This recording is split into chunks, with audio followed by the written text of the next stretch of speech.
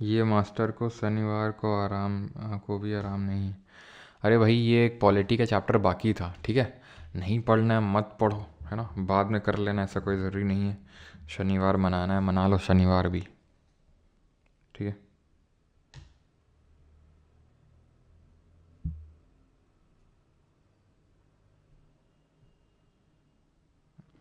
Sir आप रुक रुक के पढ़ाते हो बेटा, दिक्कत क्या है ना, तुम हमें देखते तो हो नहीं। अब जैसे देखो तो पता चले कि अच्छा अब सर कमेंट देख रहे हैं, है ना, वगैरह।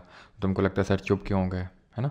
शायद यही शायद तुम्हारे कहने का तात्पर्य होगा। बाकी जो भी तात्पर्य हो, अपना तात्पर्य अपने पास रखो, और जो भी मैं पढ़ाने जा रहा हूँ उसको ध्यान से समझना, बिकॉज नहीं तो फिर बहुत दिक्कत में पड़ जाओगे, क्योंकि ये चैप्टर यूजुअली लोगों को बड़ा दिक्कत देता है, इधर समझ में नहीं है। हर किसी स्टूडेंट के साथ होता है, चाहे एसएससी का हो चाहे यूपीएससी का हो, हर किसी के साथ दिक्कत है इस चैप्टर में। लेकिन अगर आप ध्यान से समझिए, मैं पूरा कोशिश करूँगा अपने साइड से कि आपको बहुत ही सारी चीज़ें आसानी से समझा दूँ, जितना नीडेड है आपके एग्ज़ाम पर्सपेक्टिव से, ठीक है। वो डिपेंड करेगा आप कितने फोकस के साथ यहाँ पर बैठे हुए लेक्चर में। स्टार्ट करते हैं हिस्टोरिकल बैकग्राउंड। अब ये हिस्टोरिकल बैकग्राउंड है क्या, तो एक्चुअल में हुआ क्या था।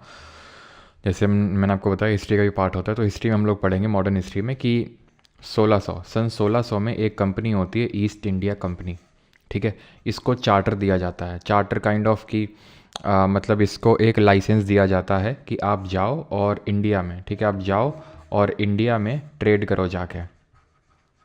बहुत सारी कंपनीज़ ने ये एक तरह से हम बोल सकते हैं कि इसमें अप्लाई किया था, लेकिन ईस्ट इंडिया कंपनी की लॉटरी खुल गई। उसने उसको बोला गया कि आप जा सकते हो और आप ही ट्रेड कर सकते हो वहाँ पर इंडिया में। 1600 में ये चार्टर मिलता है ईस्ट इंडिया कंपनी को बाई उस समय की जो क्वीन होती हैं, जैसे अभी किंग है किंग चार्ल्स III, तो वैसे उस समय क्वीन एलिजाबेथ I थी, ठीक है। अब इन्होंने इनको चार्टर दिया कंपनी को, कंपनी आई यहाँ पर, इसने रूल करना स्टार्ट किया। धीरे धीरे धीरे धीरे धीरे रूल बढ़ता गया और कंपनी इंडिया में अपने पोजीशन को कंसोलिडेट करने लगी, ठीक है। एक सेकेंड यार, वैसलीन नहीं है हमें, होंठ बहुत फटते हैं, चलो खैर कोई नहीं। तो क्या किया, कंसोलिडेट करने लग गई पोजीशन को जो ईस्ट इंडिया कंपनी है इंडिया में। कंसोलिडेट करने का मतलब ये है कि अपना जो हम बोल सकते हैं फुट होल्ड है वो उसका काफ़ी स्ट्रांग हो गया, ठीक है। शायद आप में से कुछ लोगों को पता हो 1757 का जो बैटल ऑफ प्लासी है, 1764 का जो बैटल ऑफ बक्सर है, ये हम नहीं पता है, तो मॉडर्न हिस्ट्री में ये हम सारी चीज़ें करेंगे। तो इसके बाद जो कंपनी है वो काफ़ी स्ट्रांग हो गई, और कंपनी का एक तरह से रूल अक्रॉस द इंडिया और इंडियन सब कॉन्टिनेंट में बोल सकते हैं कि वो स्थापित हो गया पूरी तरह से। किसका, कंपनी का। ये इसी तरह से है जैसे फॉर एग्जांपल मान लो कि यहाँ पर टाटा या फिर मान लो रिलायंस कंपनी है, अफ्रीका के किसी देश में ट्रेड करने के लिए उसको भारतीय सरकार ने अधिकार दे दिया कि आप जाओ वहाँ पर रूल, आप ट्रेड करो वहाँ पर जाके, आप ही ट्रेड कर सकते हो, और कोई कंपनी ट्रेड नहीं कर सकती, व्यापार नहीं कर सकती है। मान लो एग्जांपल के तौर पे बुर्किना फासो नाम का एक देश है अफ्रीका में, वहाँ पे अब धीरे धीरे क्या है कि कंपनी जो है रिलायंस वो रूल करने लगी वहाँ पर, शासन करने लगी, पता भी नहीं चला वहाँ के लोगों को, और शासन करने लगी। वही हमारे साथ हुआ, ठीक है। कंपनी आई ट्रेड व्यापार करने के लिए और वो शासन करने लगी। हम इतने बटे हुए थे, वो हम मॉडर्न हिस्ट्री में पढ़ेंगे कि कैसे धीरे धीरे उसने शासन अपना बढ़ा लिया पूरे भारत में और अपना पोजीशन को कंसोलिडेट कर लिया। अब हुआ क्या, अब फ़ायदा किसको होगा, ईस्ट इंडिया कंपनी को। अब सोचो इतना बड़ा देश है, इतना मिनरल रिच है, इतना मतलब कि बहुत हम बोल सकते हैं उस समय जो सोने की चिड़िया बोलते थे, तो इट वॉज ट्रू। तो अब उस टाइम पे पाकिस्तान भी पूरा था इंडिया का ही पार्ट, बांग्लादेश भी था, जो आज म्यांमार देखते हो वो बर्मा पहले हुआ करता था वो भी था। तो ये पूरा अखंड भारत जिसको आप बोलते हो, तो ये सब इंडिया का ही पार्ट था। अब सोचो इस तरह पूरे पार्ट में एक कंपनी का शासन है, तो इस कंपनी के जो एम्प्लॉयज़ हैं उनकी तो चांदी चांदी हो रखी होगी, माला माल हो रखे होंगे। जब यहाँ से रिटायर होकर जाते थे इंडिया से ब्रिटेन, तो भाई अलग ही उनके वो होते थे जलवे। तो अब ये जलवे ब्रिटिश गवर्नमेंट को भी दिख रहे थे कि भाई कंपनी, ये लोग तो जलवे कर रहे हैं लेकिन कंपनी लॉस में जा रही है। जी हाँ, कंपनी लॉस में जा रही है, मतलब एक तो इसको मोनोपोली दे रखी है और ऊपर से कंपनी लॉस में घाटा दिखा रही है, जबकि इसके एम्प्लॉयज़ तो बहुत रिच हो के आ रहे हैं वहाँ से। तो फिर ये गवर्नमेंट को लगा कि यार यहाँ से अब इनके अफेयर्स को रेगुलेट करना पड़ेगा, क्योंकि एक तरह से ये पूरे ब्रिटेन को रिप्रेजेंट कर रहे हैं इंडिया में, और हमारी छवि ना सिर्फ इंडिया में बल्कि अक्रॉस दी वर्ल्ड भी थोड़ा बहुत, भले उतना मीडिया ना हो लेकिन थोड़ा बहुत तो था ही, तो वो हमारा जो छवि है वो थोड़ा सा बेकार होता है उसको, क्योंकि ये एक तरह से हम ही को तो रिप्रेजेंट कर रहे हैं। वो लोग ऐसे बोले थोड़ी ना बोलेंगे। अब जैसे फॉर एग्जांपल रिलायंस जा रही है वहाँ पे बुर्किना फासो में, तो क्या बोलेंगे, ये इंडिया कंपनी, इंडिया की कंपनी है, इंडिया की है, ठीक है, इंडिया के लोग बहुत ख़राब होते हैं। तो इस तरह से अपनी छवि को सुधारने के लिए और इनके अफेयर्स को मैनेज करने के लिए अब कंपनी ने क्या किया, सॉरी गवर्नमेंट ने क्या करना शुरू किया, अब यहाँ पे वहाँ की जो पार्लियामेंट होती थी, संसद होती थी, जहाँ से हमने पार्लियामेंट्री फॉर्म ऑफ गवर्नमेंट लिया, उन्होंने इनके अफेयर्स को रेगुलेट करना स्टार्ट कर दिया और पहला एक्ट पास किया जिसका नाम था रेगुलेटिंग एक्ट ऑफ 1773, 1773 का regulating act. Is that clear? एक सेकेंड, आई थिंक हिंदी वाली PDF आज शेयर हुई है कि नहीं हुई है? वॉइस ब्रेक हो रही है, वॉइस ब्रेक हो रही है क्या? आपने बताया नहीं आज की क्लास के बारे में। क्या नहीं बताया भाई? कल बताया तो था क्लास के बारे में, क्यों?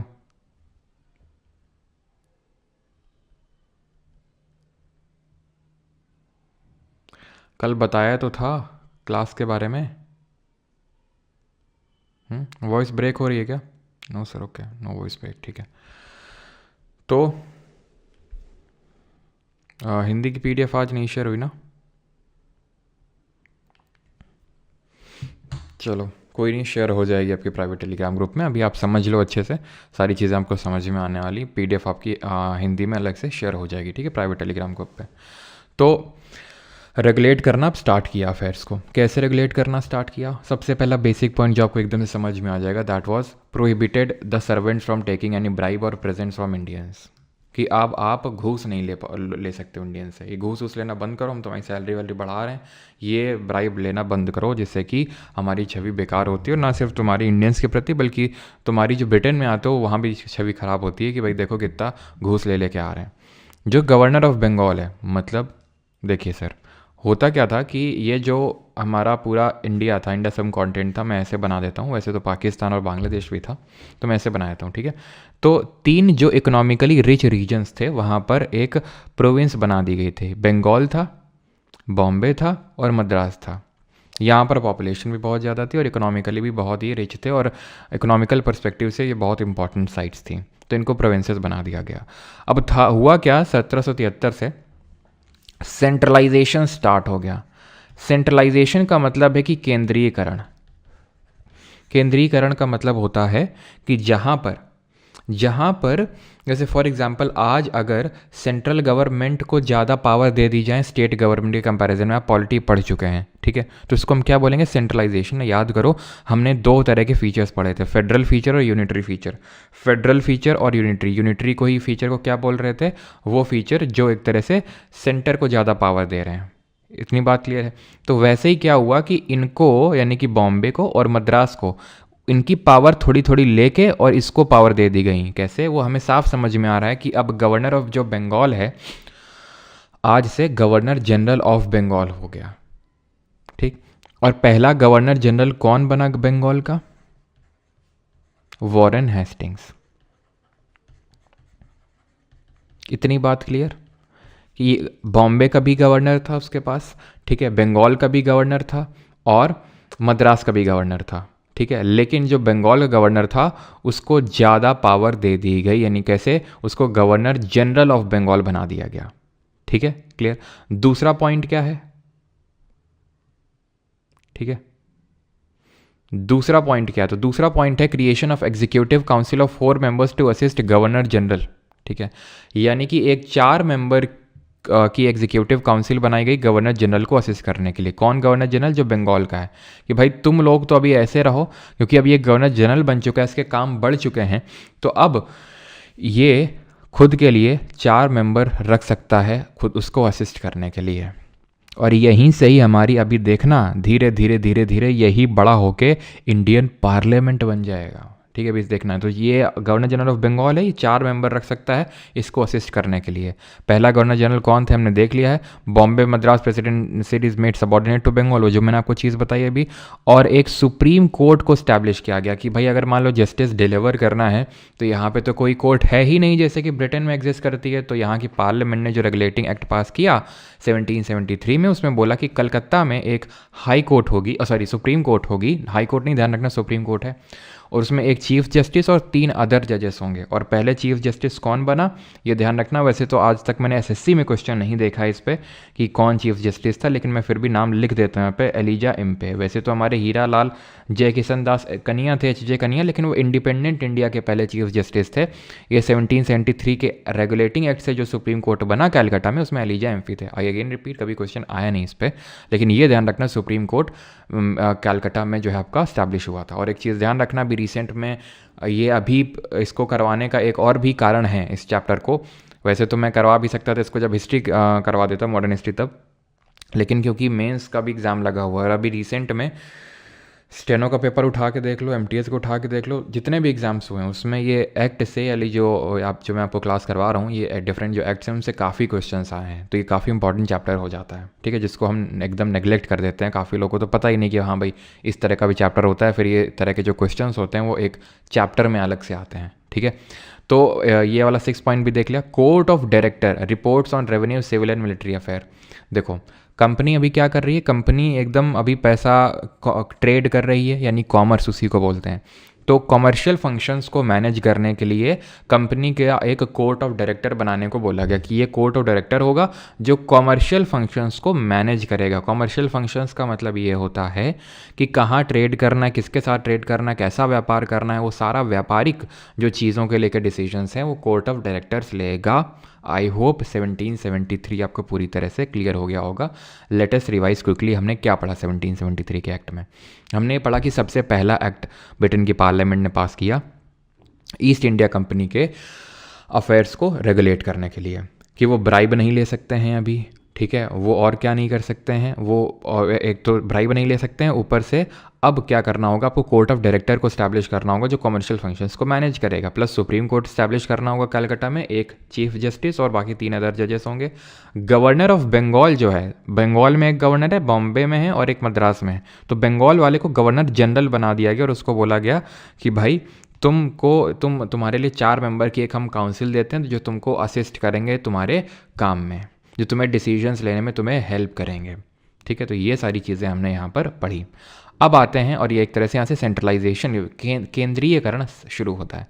ये अमेंडिंग एक्ट है, इसको एक्ट ऑफ सेटलमेंट के नाम से जाना जाता है, लेकिन ये बहुत ज़्यादा पूछता नहीं है, बस ये ध्यान रखना 1781 का जो अधिनियम होता है उसको एक्ट ऑफ सेटलमेंट के नाम से जाना जाता है। और इसको पास किया गया था, जो डिफेक्ट थे रेगुलेटिंग एक्ट ऑफ 1773 में उसको सही करने के लिए, उनको रेक्टिफाई करने के लिए, जो डिफेक्ट्स थे उनको रेक्टिफाई करने के लिए, उनको सही करने के लिए, बस। It exempted the governor general and council from jurisdiction of supreme court, यानी सुप्रीम कोर्ट जो अभी बनी है यहाँ पर, ये इनके खिलाफ कोई मुकदमे वगैरह नहीं चला सकती है, बस। बहुत ज़्यादा इसमें और हमें याद करने की ज़रूरत नहीं है। अब आते हैं पिट्स इंडिया एक्ट ऑफ 1784। ये तो समझ में आया कि ब्रिटेन के पार्लियामेंट में एक एक्ट पास हुआ ईस्ट इंडिया कंपनी के अफेयर्स को रेगुलेट करने के लिए, तो नाम हो गया रेगुलेटिंग एक्ट, ठीक है। ये पिट्स इंडिया एक्ट क्यों है? क्योंकि उस समय का जो ब्रिटेन का प्राइम मिनिस्टर था उसका नाम जेम्स पिट था, तो उसके नाम पे पड़ा इसका नाम। It differentiated commercial and political functions of company, और we can say commercial and administrative functions of the company, administrative, ठीक है, administrative functions of the company. अब कॉमर्शियल फंक्शन और एडमिनिस्ट्रेटिव फंक्शन में क्या अंतर होता है? तो जैसे कि अगर मैं व्यापार कर रहा हूँ, मैं कि भाई मैं फॉर एग्जांपल कि चाय, मसाले, ठीक है, ये सब, मैं नमक हो गया, इधर से उधर इंपोर्ट एक्सपोर्ट ये सब कर रहा हूँ, तो वो कॉमर्स का पार्ट हो गया। मैं कहीं ज़मीन का अधिग्रहण कर रहा हूँ, ठीक है, ये सब, तो ये सब एडमिनिस्ट्रेशन का पार्ट हो गया, एडमिनिस्ट्रेटिव फंक्शन हो गया। तो ब्रिटेन के पार्लियामेंट ने बोला देखो भाई, अपने कॉमर्शियल फंक्शन अलग करो और एडमिनिस्ट्रेटिव फंक्शन अलग करो। कैसे अलग करेंगे? कॉमर्शियल फंक्शन को देखने के लिए तो कोर्ट ऑफ डायरेक्टर बना ही हुआ है पहले से ही। अब एडमिनिस्ट्रेटिव फंक्शंस देखने के लिए हम एक बोर्ड ऑफ कंट्रोल क्रिएट करेंगे, यहीं इंग्लैंड में ही, जो कि आपके एडमिनिस्ट्रेटिव फंक्शंस को, अफेयर्स को मैनेज करेगा और हमें वो सारी चीज़ें रिपोर्ट करेगा। यानी कि आप कॉमर्शियल फंक्शंस देखो और बोर्ड ऑफ कंट्रोल यहाँ इंग्लैंड में बैठेगा, ठीक है, जिसमें कि रफली 6 मेंबर्स होंगे और वो 6 मेंबर्स एडमिनिस्ट्रेशन को लेके डिसीजन लेंगे। इसी चीज़ के लिए इसको हाफ लोफ सिस्टम बोला गया, क्योंकि अगर आप देखें तो क्या हुआ इससे एक डुअल रोल स्टार्ट हो गया, डुअल कंट्रोल स्टार्ट हो गया। डुअल कंट्रोल का मतलब ये होता है कि दो लोगों के पास अलग अलग चीज़ों का कंट्रोल है। अगर हम देखें तो जो कमर्शियल फंक्शंस हैं उसको लेके तो कंट्रोल अभी भी कंपनी के पास है, जो कोर्ट ऑफ डायरेक्टर है उनका, ठीक है। लेकिन जो एडमिनिस्ट्रेशन है यानी कि प्रशासन है वो चला गया, एक तरह से हम बोल सकते हैं कि ब्रिटेन की पार्लियामेंट के हाथ में, फिर ब्रिटेन की उस टाइम की गवर्नमेंट के हाथ में। क्लियर इतनी बात? तो इसको हाफ लोफ सिस्टम बोल देते हैं, इसलिए क्योंकि it sought to mediate between parliament and the company के जो डायरेक्टर्स थे, ठीक है। यानी कि पार्लियामेंट भी आ गए, कंपनी के डायरेक्टर्स आ गए, तो इसको हाफ लोफ सिस्टम बोल दिया कि बिकॉज ये बीच में मध्यस्थता कर रहा है दोनों के बीच में। For the first time company territories in India was called as British possessions in India. पहली बार कंपनी का जो टेरिटरी था भारत में उसको ब्रिटिश पोजेशंस बोला गया, मतलब कि भाई यहाँ से अब कंपनी के लिए दिक्कतें बढ़ने वाली थी। It was kind of signal. पहला सिग्नल तो यहीं पे दे दिया गया था 1773 के एक्ट में, जब ब्रिटेन की पार्लियामेंट ने ये बोला कि देखो भाई कंपनी, ये मत सोचना कि तुम्हारा लाइसेंस आजीवन है। अब हम क्या करेंगे, अब से हर 20 साल में, हर 20 ईयर्स में रिव्यू होगा और उसके बेसिस पे जो तुम्हारा ये लाइसेंस चल रहा है उसको एक्सटेंड किया जाएगा। जैसे अभी अगर हमने तुम्हें लाइसेंस दिया तो 20 साल तक और चलेगा, फिर अगले 20 साल तक। ऐसा नहीं कि हमने दे दिया था क्वीन एलिजाबेथ वन ने तो वो चले जा रहा है। दूसरा सिग्नल यहाँ से मिलता है हमें कि भाई जो ब्रिटेन की गवर्नमेंट है वो ज़्यादा अब इंटरेस्टेड हो रही है इंडिया में कि कंपनी से थोड़ी थोड़ी धीरे धीरे चीज़ें ली जाएं और डायरेक्ट रूल किया जाए, ना कि कंपनी के हाथ में सब कुछ छोड़ दिया जाए। तो अब क्या हो रहा था, इसी वजह से क्या बोला यहाँ पर ब्रिटेन की पार्लियामेंट ने कि भाई देखो, ये जो तुम्हारी टेरिटरी हैं वो ब्रिटिश पोजेशंस हैं, यानी कि तुम ब्रिटेन क्राउन के नाम पे उनका शासन कर रहे हो, ध्यान रखना। यानी कि एक तरह से हिंट है कि कभी भी छीनी जा सकती है। 1793 का चार्टर एक्ट आया। It extended the trade monopoly of the company in India for other period of 20 years. इसने और 20 साल के लिए एक्सटेंड कर दिया, जो 20 साल वाला रूल मैंने आपको अभी बताया। कमांडर इन चीफ होता था जो आर्मी का, was not to be a member of the governor general council. याद है गवर्नर जनरल काउंसिल जो 1773 के एक्ट में पास हुई थी, इसको हम कभी कभी किंग इन काउंसिल भी बोल देते हैं, लेकिन ध्यान रखना वो गवर्नर जनरल को असिस्ट करने के लिए जो 4 मेंबर्स दिए गए थे वो गवर्नर जनरल काउंसिल है। Member of the board of control, जो हमने देखा था कि 1784 के पिट्स इंडिया एक्ट में बना था एडमिनिस्ट्रेटिव अफेयर्स को मैनेज करने के लिए, and staffs were to be paid out of the Indian revenue. यानी कि जो बोर्ड ऑफ कंट्रोल जो इंग्लैंड में बैठ रहा है उसको भारतीय रेवेन्यू से पे किया जाएगा, जो भारत से रेवेन्यू जनरेट होगा उसको ब्रिटेन नहीं पे करेगी। आई होप क्लियर होगा यहाँ तक। अब कॉन्टिन्यूएशन में ही अगला एक्ट आता है चार्टर ऑफ एक्ट ऑफ 1813। अगर आप ध्यान से देखें तो 20 साल बाद आपका 1813 होगा। तो 20 साल बाद जब 1813 हुआ तो अब 1813 के एक्ट ने क्या क्या किया, ठीक है, बिकॉज इंडियन फंड में जाएगा। It abolish trade monopoly of the company in India.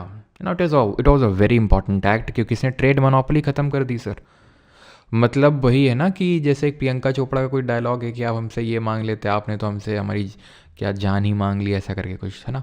तो मेन ईस्ट इंडिया कंपनी का तो ट्रेड करने के लिए आई थी, वही ख़त्म कर दिया, ट्रेड मोनोपोली ख़त्म कर दी कि आपकी कोई मोनोपोली नहीं है। How it continued the monopoly of the company over trade in T and trade with China, कि सुनो चाय में और चाइना के साथ तुम ट्रेड कर सकते हो और ब्रिटेन की कोई कंपनी ट्रेड नहीं कर सकती है, लेकिन इन दोनों चीज़ों को छोड़ के बाकी जो सारी चीज़ें हैं उनमें अब तुम्हारा कोई एकाधिकार नहीं रहा, कोई मोनोपोली नहीं रही। It asserted the sovereignty of the British crown over the companies territory in India. वही सेम चीज़ कि आप ये मत भूलो कि जो तुम रूल कर रहे हो इंडिया में वो ब्रिटेन क्राउन मतलब वो राजा और रानी के नाम पे रूल कर रहे हो। जैसे आज याद करो आर्टिकल नंबर 77 क्या है ऑफ द कॉन्स्टिट्यूशन, कि जो भी धंधा होता है, जो भी बिजनेस होता है, कंडक्ट ऑफ बिजनेस की बात करता है। All business transacted shall be in the name of the president, article 77 बोलता है। तो वही है क्या, प्रेसिडेंट क्योंकि हमारा हेड है कंट्री का, तो इसलिए जितना भी काम होता है उसके नाम पे होता है। तो वहाँ पर भी ऐसे ब्रिटिश क्राउन के नाम पे होता है, होता है आज भी, ठीक है। तो ब्रिटिश क्राउन के नाम पे ये हैं as territories. Allowed Christian missionaries to come to India, यानी क्रिश्चियन मिशनरीज जाओ तुम और जाके क्रिश्चियनिटी को प्रमोट करो। 1 लाख रुपए मतलब अलग से निकाले जाएंगे भारतीय शिक्षा में खर्च करने के लिए। एक लॉ मेंबर, ये जो गवर्नर जनरल की जो एग्जीक्यूटिव काउंसिल है, जो 1773 के रेगुलेटिंग एक्ट से क्रिएट हुई, हमने देखा कि एक गवर्नर जनरल उसको असिस्ट करने के लिए 4 मेंबर की काउंसिल, उसमें एक लॉ मेंबर भी होगा, एक कानून सदस्य भी होगा। और ये पहला कौन बना, कोई गेस कर सकता है कौन था वो? तो ये था थॉमस बैबिंगटन मैकॉले। जब हम मॉडर्न हिस्ट्री पढ़ेंगे तो इसका नाम आपको फिर से देखने मिलेगा। Authorise the local governments in India to impose taxes on persons and punish the persons for not doing सो।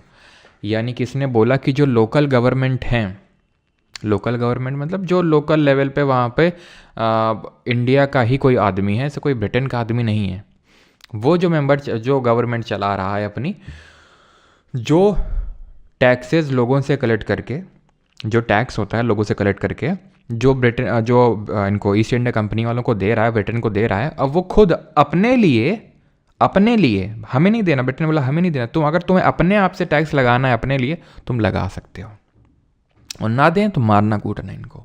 सोचो किस लिए किया होगा, कि भाई यहाँ से एक लॉयल कम्युनिटी ऑफ इंडियंस हो जाएगा इनके लिए। ये जो लोकल गवर्नमेंट के जो मुखिया हैं मारेंगे किसको, टैक्स, क्योंकि भाई हर किसी को पैसे से प्यार है। अगर आपको एग्जांपल देता हूँ मैं, ठीक है, आप में से कुछ लोग होंगे जो बीजेपी से चिढ़ते होंगे, आप में से कुछ लोग होंगे जो कांग्रेस से चिढ़ते होंगे। मान लेते हैं जो बीजेपी से चिढ़ते हैं, तुम आज बीजेपी की गवर्नमेंट है, क्योंकि पावर में गवर्नमेंट है, बीजेपी आपको पावर दे देती है कि मान लो आपको एग्जाम नाम है राहुल, कि बेटा राहुल, ठीक है, बोलो कि जी सरकार, भले चाहे जितना चिढ़ते हो ठीक है, और आपको आज से हम ये पावर देते हैं, मान लो मोदी जी आए सीधे और आपको बोलें कि आज से हमको पावर देते हैं कि जो राहुल तुम हो, तुम अपने क्षेत्र में, ठीक है, बॉस हो, राजा हो तुम, और जाके टैक्स लोन से कलेक्ट करो, ना करे ना मारना, कोई दिक्कत हमसे बताना, ठीक है, कोई दिक्कत नहीं हो कि तुम आराम से मारना पीटना, ठीक है। अब भले तुम बोल दो, लेकिन 99.99% लोग, ठीक है, बिल्कुल एग्री कर जाएंगे, जी हुजूर।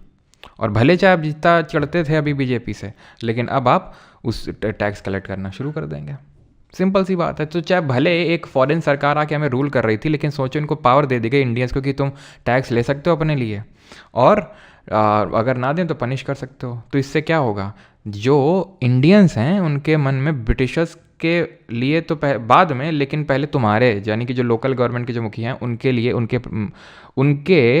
लिए, उनके मन में ज़्यादा द्वेष हो जाएगा, ठीक है, उनसे गुस्सा होंगे, और जब मारेंगे पीटेंगे, जब उनसे गुस्सा होंगे, तो ये लीडर्स हैं, ये ब्रिटिश गवर्नमेंट के प्रति ज़्यादा लॉयल हो जाएंगे, समझ रहे हो आप, ठीक है। चल, तो 1813 को, ओहो हम तो भूल ही गए थे टैक्स की रानी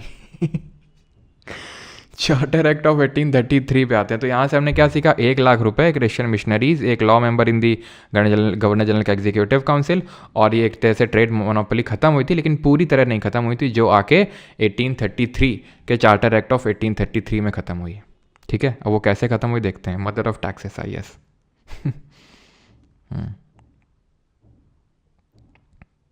इसलिए मैं नोटा दबाता हूँ। अच्छा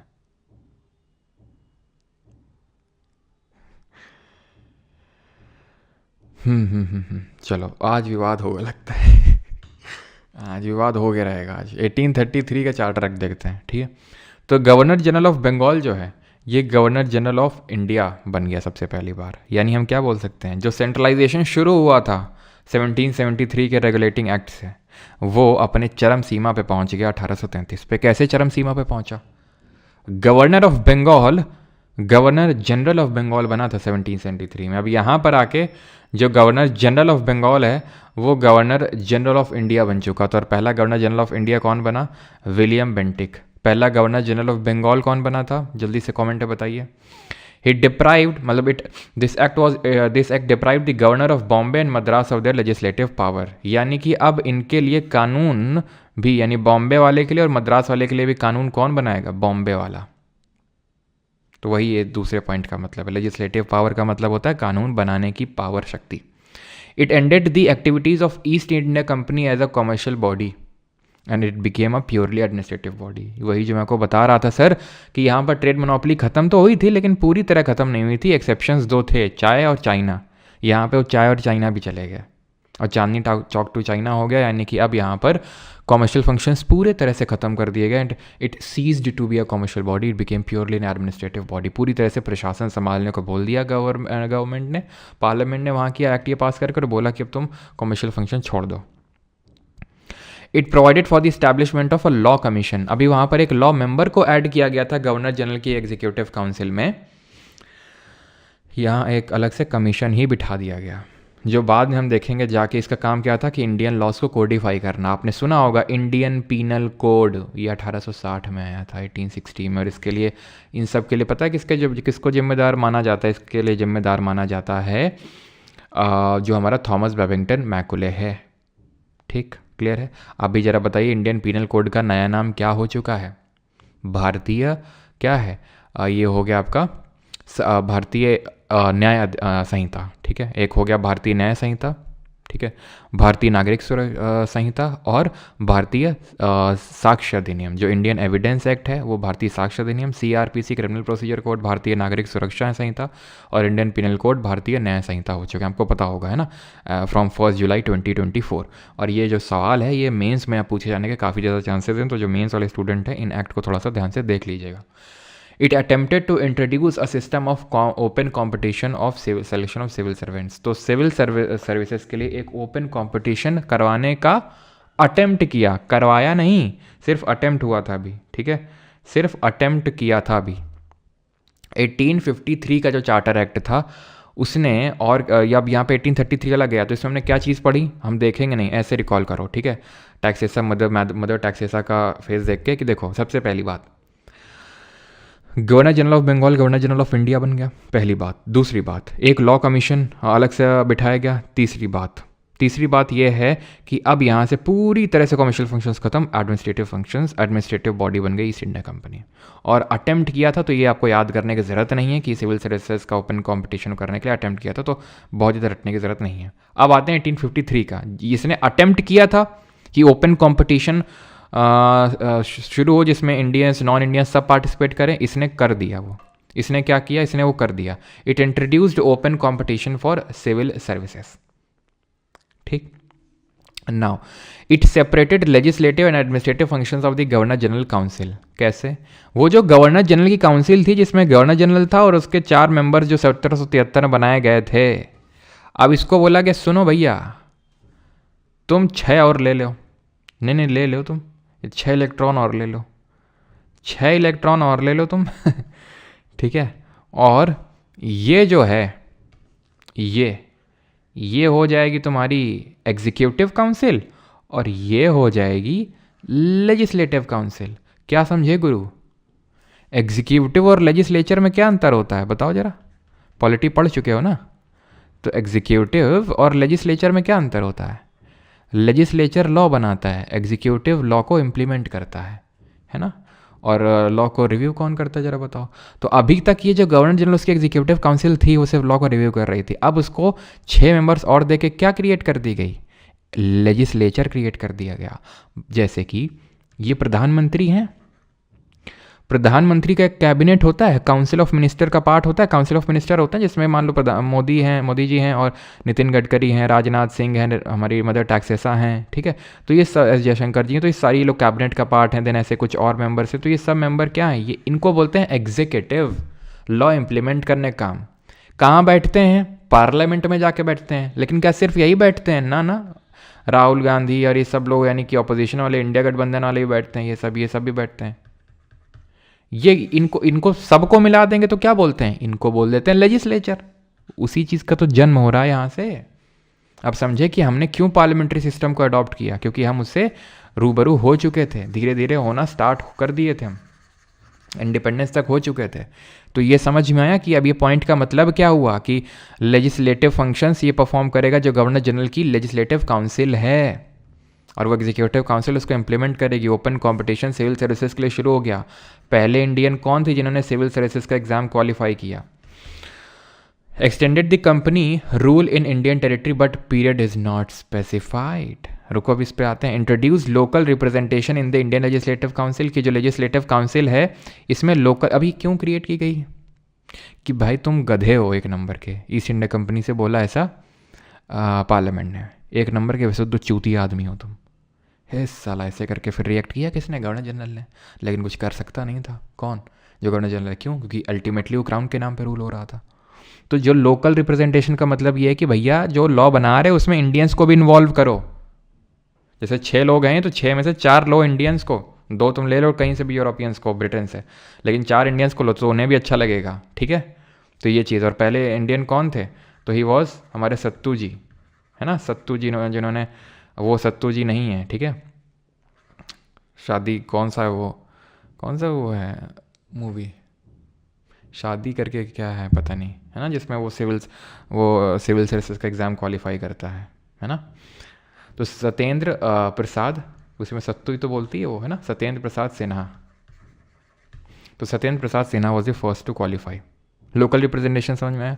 of the 6 legislative members of the governor general council 4 members were to be appointed by the local government of Madras, Bombay, Bengal and Agra. जो मैंने आपको बात बताई कि 6 में से 4 इंडियंस को लो। और ये पॉइंट क्या है, it extended the companies rule in Indian territory but period is not specified. कि भैया अभी तो 20 साल बोल रहे थे, 20 साल बाद, 20 साल बाद, 20 साल बाद, अब कंपनी को कोई टाइम नहीं बताया गया। कंपनी बोला टाइम, बोलता है टाइम तो अब नहीं बता पाएंगे। और कंपनी का हाल कुछ ऐसा हुआ। क्यों, समझ आ गया था उसको, अब जो है जानने वाला है, जो एडमिनिस्ट्रेटिव फंक्शन बचा है वो भी जानने वाला है हाथ से। और हुआ भी वो। ब्रिटेन गवर्नमेंट को तो एक बहाना चाहिए था, बहाना उसको मिल गया। 1857 का जो रिवोल्ट था, 1857 की जो क्रांति हुई, तो ब्रिटेन ने बोला देखो यार तुम्हारी वजह से हुआ है। ईस्ट इंडिया कंपनी से बोला तुम्हारी वजह से हुआ है, तुम ढंग से रूल नहीं कर पा रहे हो, गवर्न नहीं कर पा रहे हो, तो इतना भयंकर जो आक्रोश डेवलप हुआ है इंडियंस के मन में ब्रिटिशर्स के प्रति, वो तुम्हारी वजह से हुआ है। तो ईस्ट इंडिया कंपनी बोला तो ब्रिटेन गवर्नमेंट तो अब तुम निकल लो। अब यहाँ पर हम एक गुड गवर्नमेंट लेके आएंगे। एक गवर्नमेंट ऑफ इंडिया एक्ट लाया 1858 और उसके थ्रू बोला कि अब हम यहाँ पर एक गुड गवर्नमेंट लाएंगे, इसलिए अब तुमको हम यहाँ से कर रहे हैं अलविदा। एबॉलिश कर दिया ईस्ट इंडिया कंपनी को, यानी कि अब सीधा, अभी तो इनडायरेक्ट रूल था ब्रिटिश क्राउन का, अब तो डायरेक्ट रूल स्टैब्लिश कर दिया। ठीक है, क्लियर है। तो अब डायरेक्ट रूल स्टैब्लिश कर दिया यहाँ पर ब्रिटिश क्राउन का।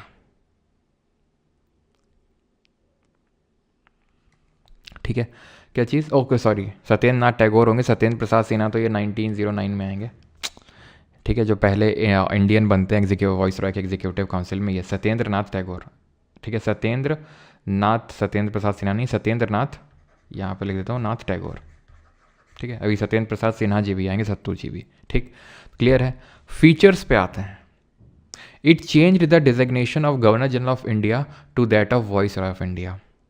यानी कि आप देख रहे हो 1773 में गवर्नर ऑफ बंगाल बना गवर्नर जनरल ऑफ बंगाल, 1833 में बना governor general of Bengal governor general of India, और अब गवर्नर जनरल ऑफ इंडिया बन रहा है वॉइस रॉय ऑफ इंडिया।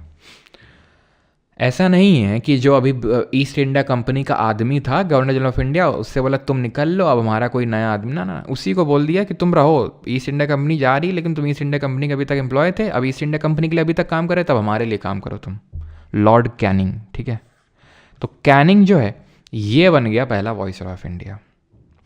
इस एक्ट ने और क्या काम किया, बहुत इंपॉर्टेंट काम किया, ध्यान से देखना। और इसको हम क्वींस प्रोक्लेमेशन के नाम से भी जानते हैं, क्योंकि सीधा रानी के द्वारा इशू किया गया था। क्वींस प्रोक्लेमेशन के नाम से भी इसको जानते हैं।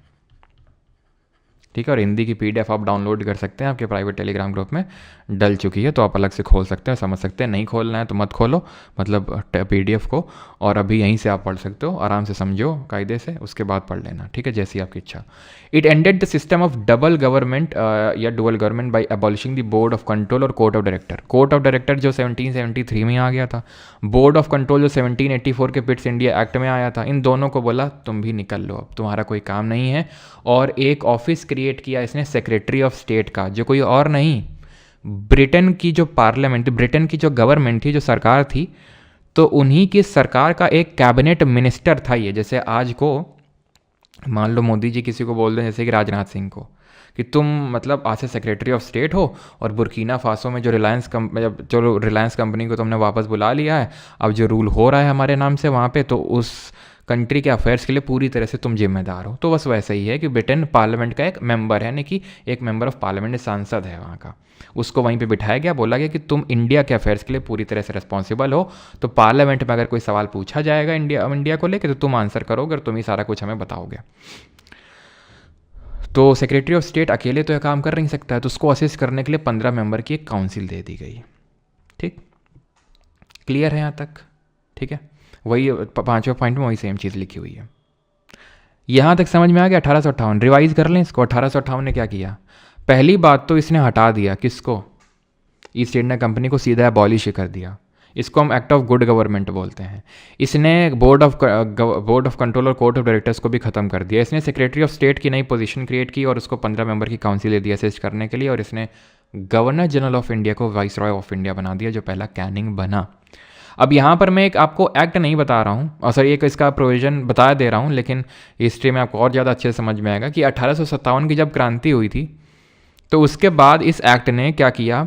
पहले तो इसने एक पील कमीशन का, पील आयोग का गठन किया कि भाई ये बताओ पील आयोग कि इंडियन आर्मी में इंडियंस कितने रखे जाने चाहिए। तो पील आयोग ने बोला कि यार इंडियंस कम रखो। देखो 1857 में क्या हुआ, अभी इंडियंस को तुमने रखा आर्मी में।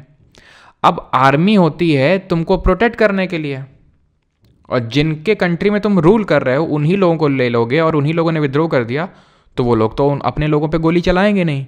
तो एक काम करो, ब्रिटिशर्स को भरो आर्मी में। तो इंडियन आर्मी में ब्रिटिशर्स का नंबर इंक्रीज कर दिया गया on the recommendation of peel commission. अब आते हैं इंडियन काउंसिल एक्ट 1861। अभी सब क्या था? गवर्नमेंट चार्टर एक्ट अभी तक आ रहे थे। चार्टर एक्ट के बाद गवर्नमेंट ऑफ इंडिया एक्ट आया, और अब आया काउंसिल एक्ट। क्यों? क्योंकि अब यहाँ पर काउंसिल पे ज़्यादा जोर है। याद करो 1773 में गवर्नर जनरल, उसको 4 member. 1853 governor general council create कर दी गई, यानी कि लेजिस्लेटिव काउंसिल। अब क्या किया गया? Associating Indians with the law making process in 1862 viceroy ने नॉमिनेट किया raja of Banaras, maharaja of Patiala, Dinkar Rao to legislative council. तो जो उनकी काउंसिल थी, इन मेंबर्स को उन्होंने पहली बार नॉमिनेट किया। It initiated the process of decentralisation by restoring the legislative power to Bombay and Madras presidencies. यानी कि वो सेंट्रलाइजेशन जो 1773 में शुरू हुआ था कि भाई जहाँ से गवर्नर ऑफ बंगाल को गवर्नर जनरल ऑफ बंगाल बनाया गया। 1833 गवर्नर जनरल ऑफ बंगाल बना गवर्नर जनरल ऑफ इंडिया। मतलब सेंट्रलाइजेशन अपनी चरम सीमा पहुंच चुका था।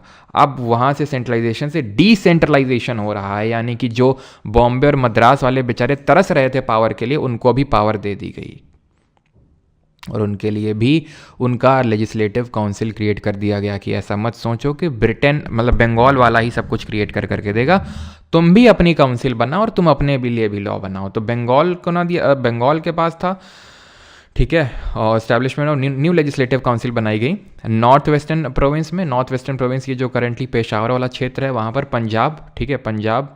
और इन कब 1862, 1886, 1897 में क्रिएट की गई। ये बिल्कुल भी याद करने की ज़रूरत नहीं, बिल्कुल भी याद करने की ज़रूरत नहीं कब क्रिएट किया गया इसको, ठीक है।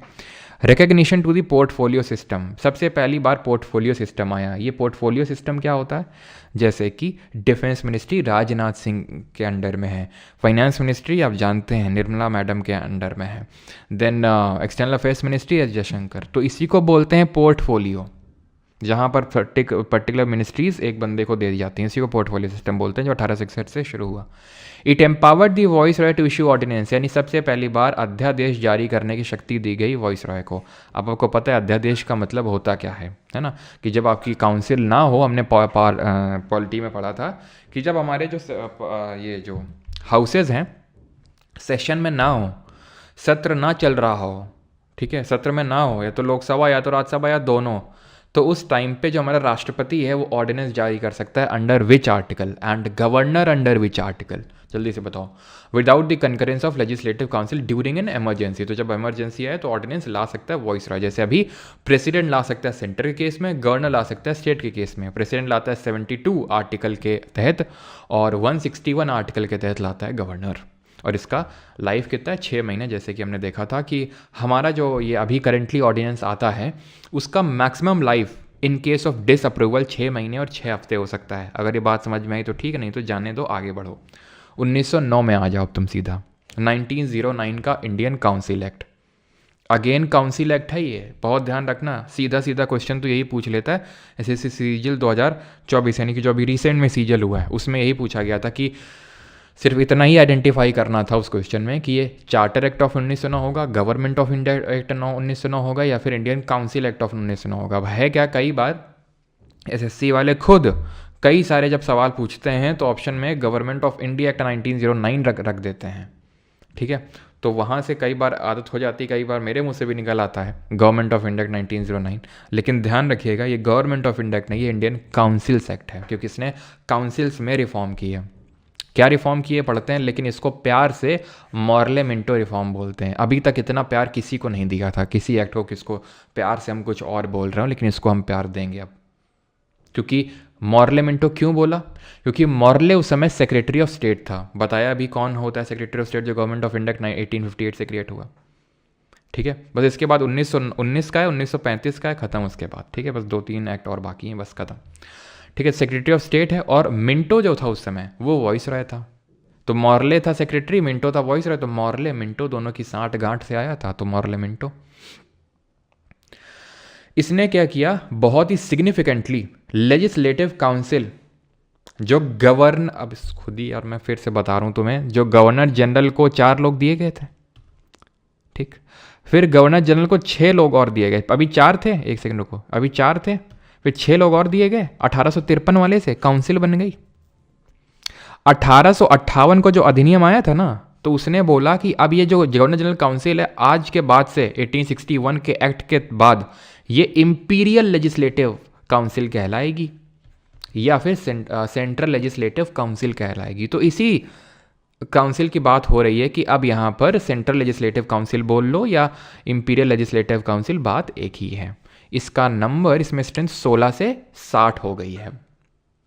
It retained official majority of central legislative council but allowed the provincial legislative council to have non official majority. इसने बोला कि जो आपकी सेंट्रल लेजिस्लेटिव काउंसिल है, इसमें 16 से 60 हो गया। इसमें ऑफिशियल्स की मेजोरिटी रहेगी, मतलब इसमें मेंबर्स जो थे वो 2 तरह के थे। मेंबर्स 2 तरह के थे, एक ऑफिशियल और एक नॉन ऑफिशियल। ऑफिशियल का मतलब होता है जो प्रशासन का हिस्सा है। वॉइस रॉय बोलेगा, देखो वॉइस रॉय चुनता था, तुम आ जाओ, तुम आ जाओ, तुम आ जाओ, ठीक है। तो ये प्रशासन के लोग होते थे, यानी कि सरकार के लोग होते थे। ये गैर सरकार के, मतलब गैर सरकार के, मान लो किसी ब्रिटिश गवर्नमेंट का ये पार्ट नहीं है। तो सेंट्रल लेजिस्लेटिव काउंसिल में इनको मेजॉरिटी में ही रखा गया। थे ये भी थे, लेकिन माइनॉरिटी में थे ये। लेकिन जो प्रोविंशियल लेजिस्लेटिव काउंसिल थी, प्रोविंशियल का मतलब देखो, सेंट्रल तो जैसे आज है हमारा पार्लियामेंट है एक सेंटर के पास, वो दिल्ली में बैठता है, दिल्ली में है पार्लियामेंट हाउस, वहाँ पे हमारी सब गवर्नमेंट बैठती है, सेंट्रल गवर्नमेंट। लेकिन हर स्टेट के पास अपनी गवर्नमेंट, अपना है ना लेजिस्लेचर हाउस है ना।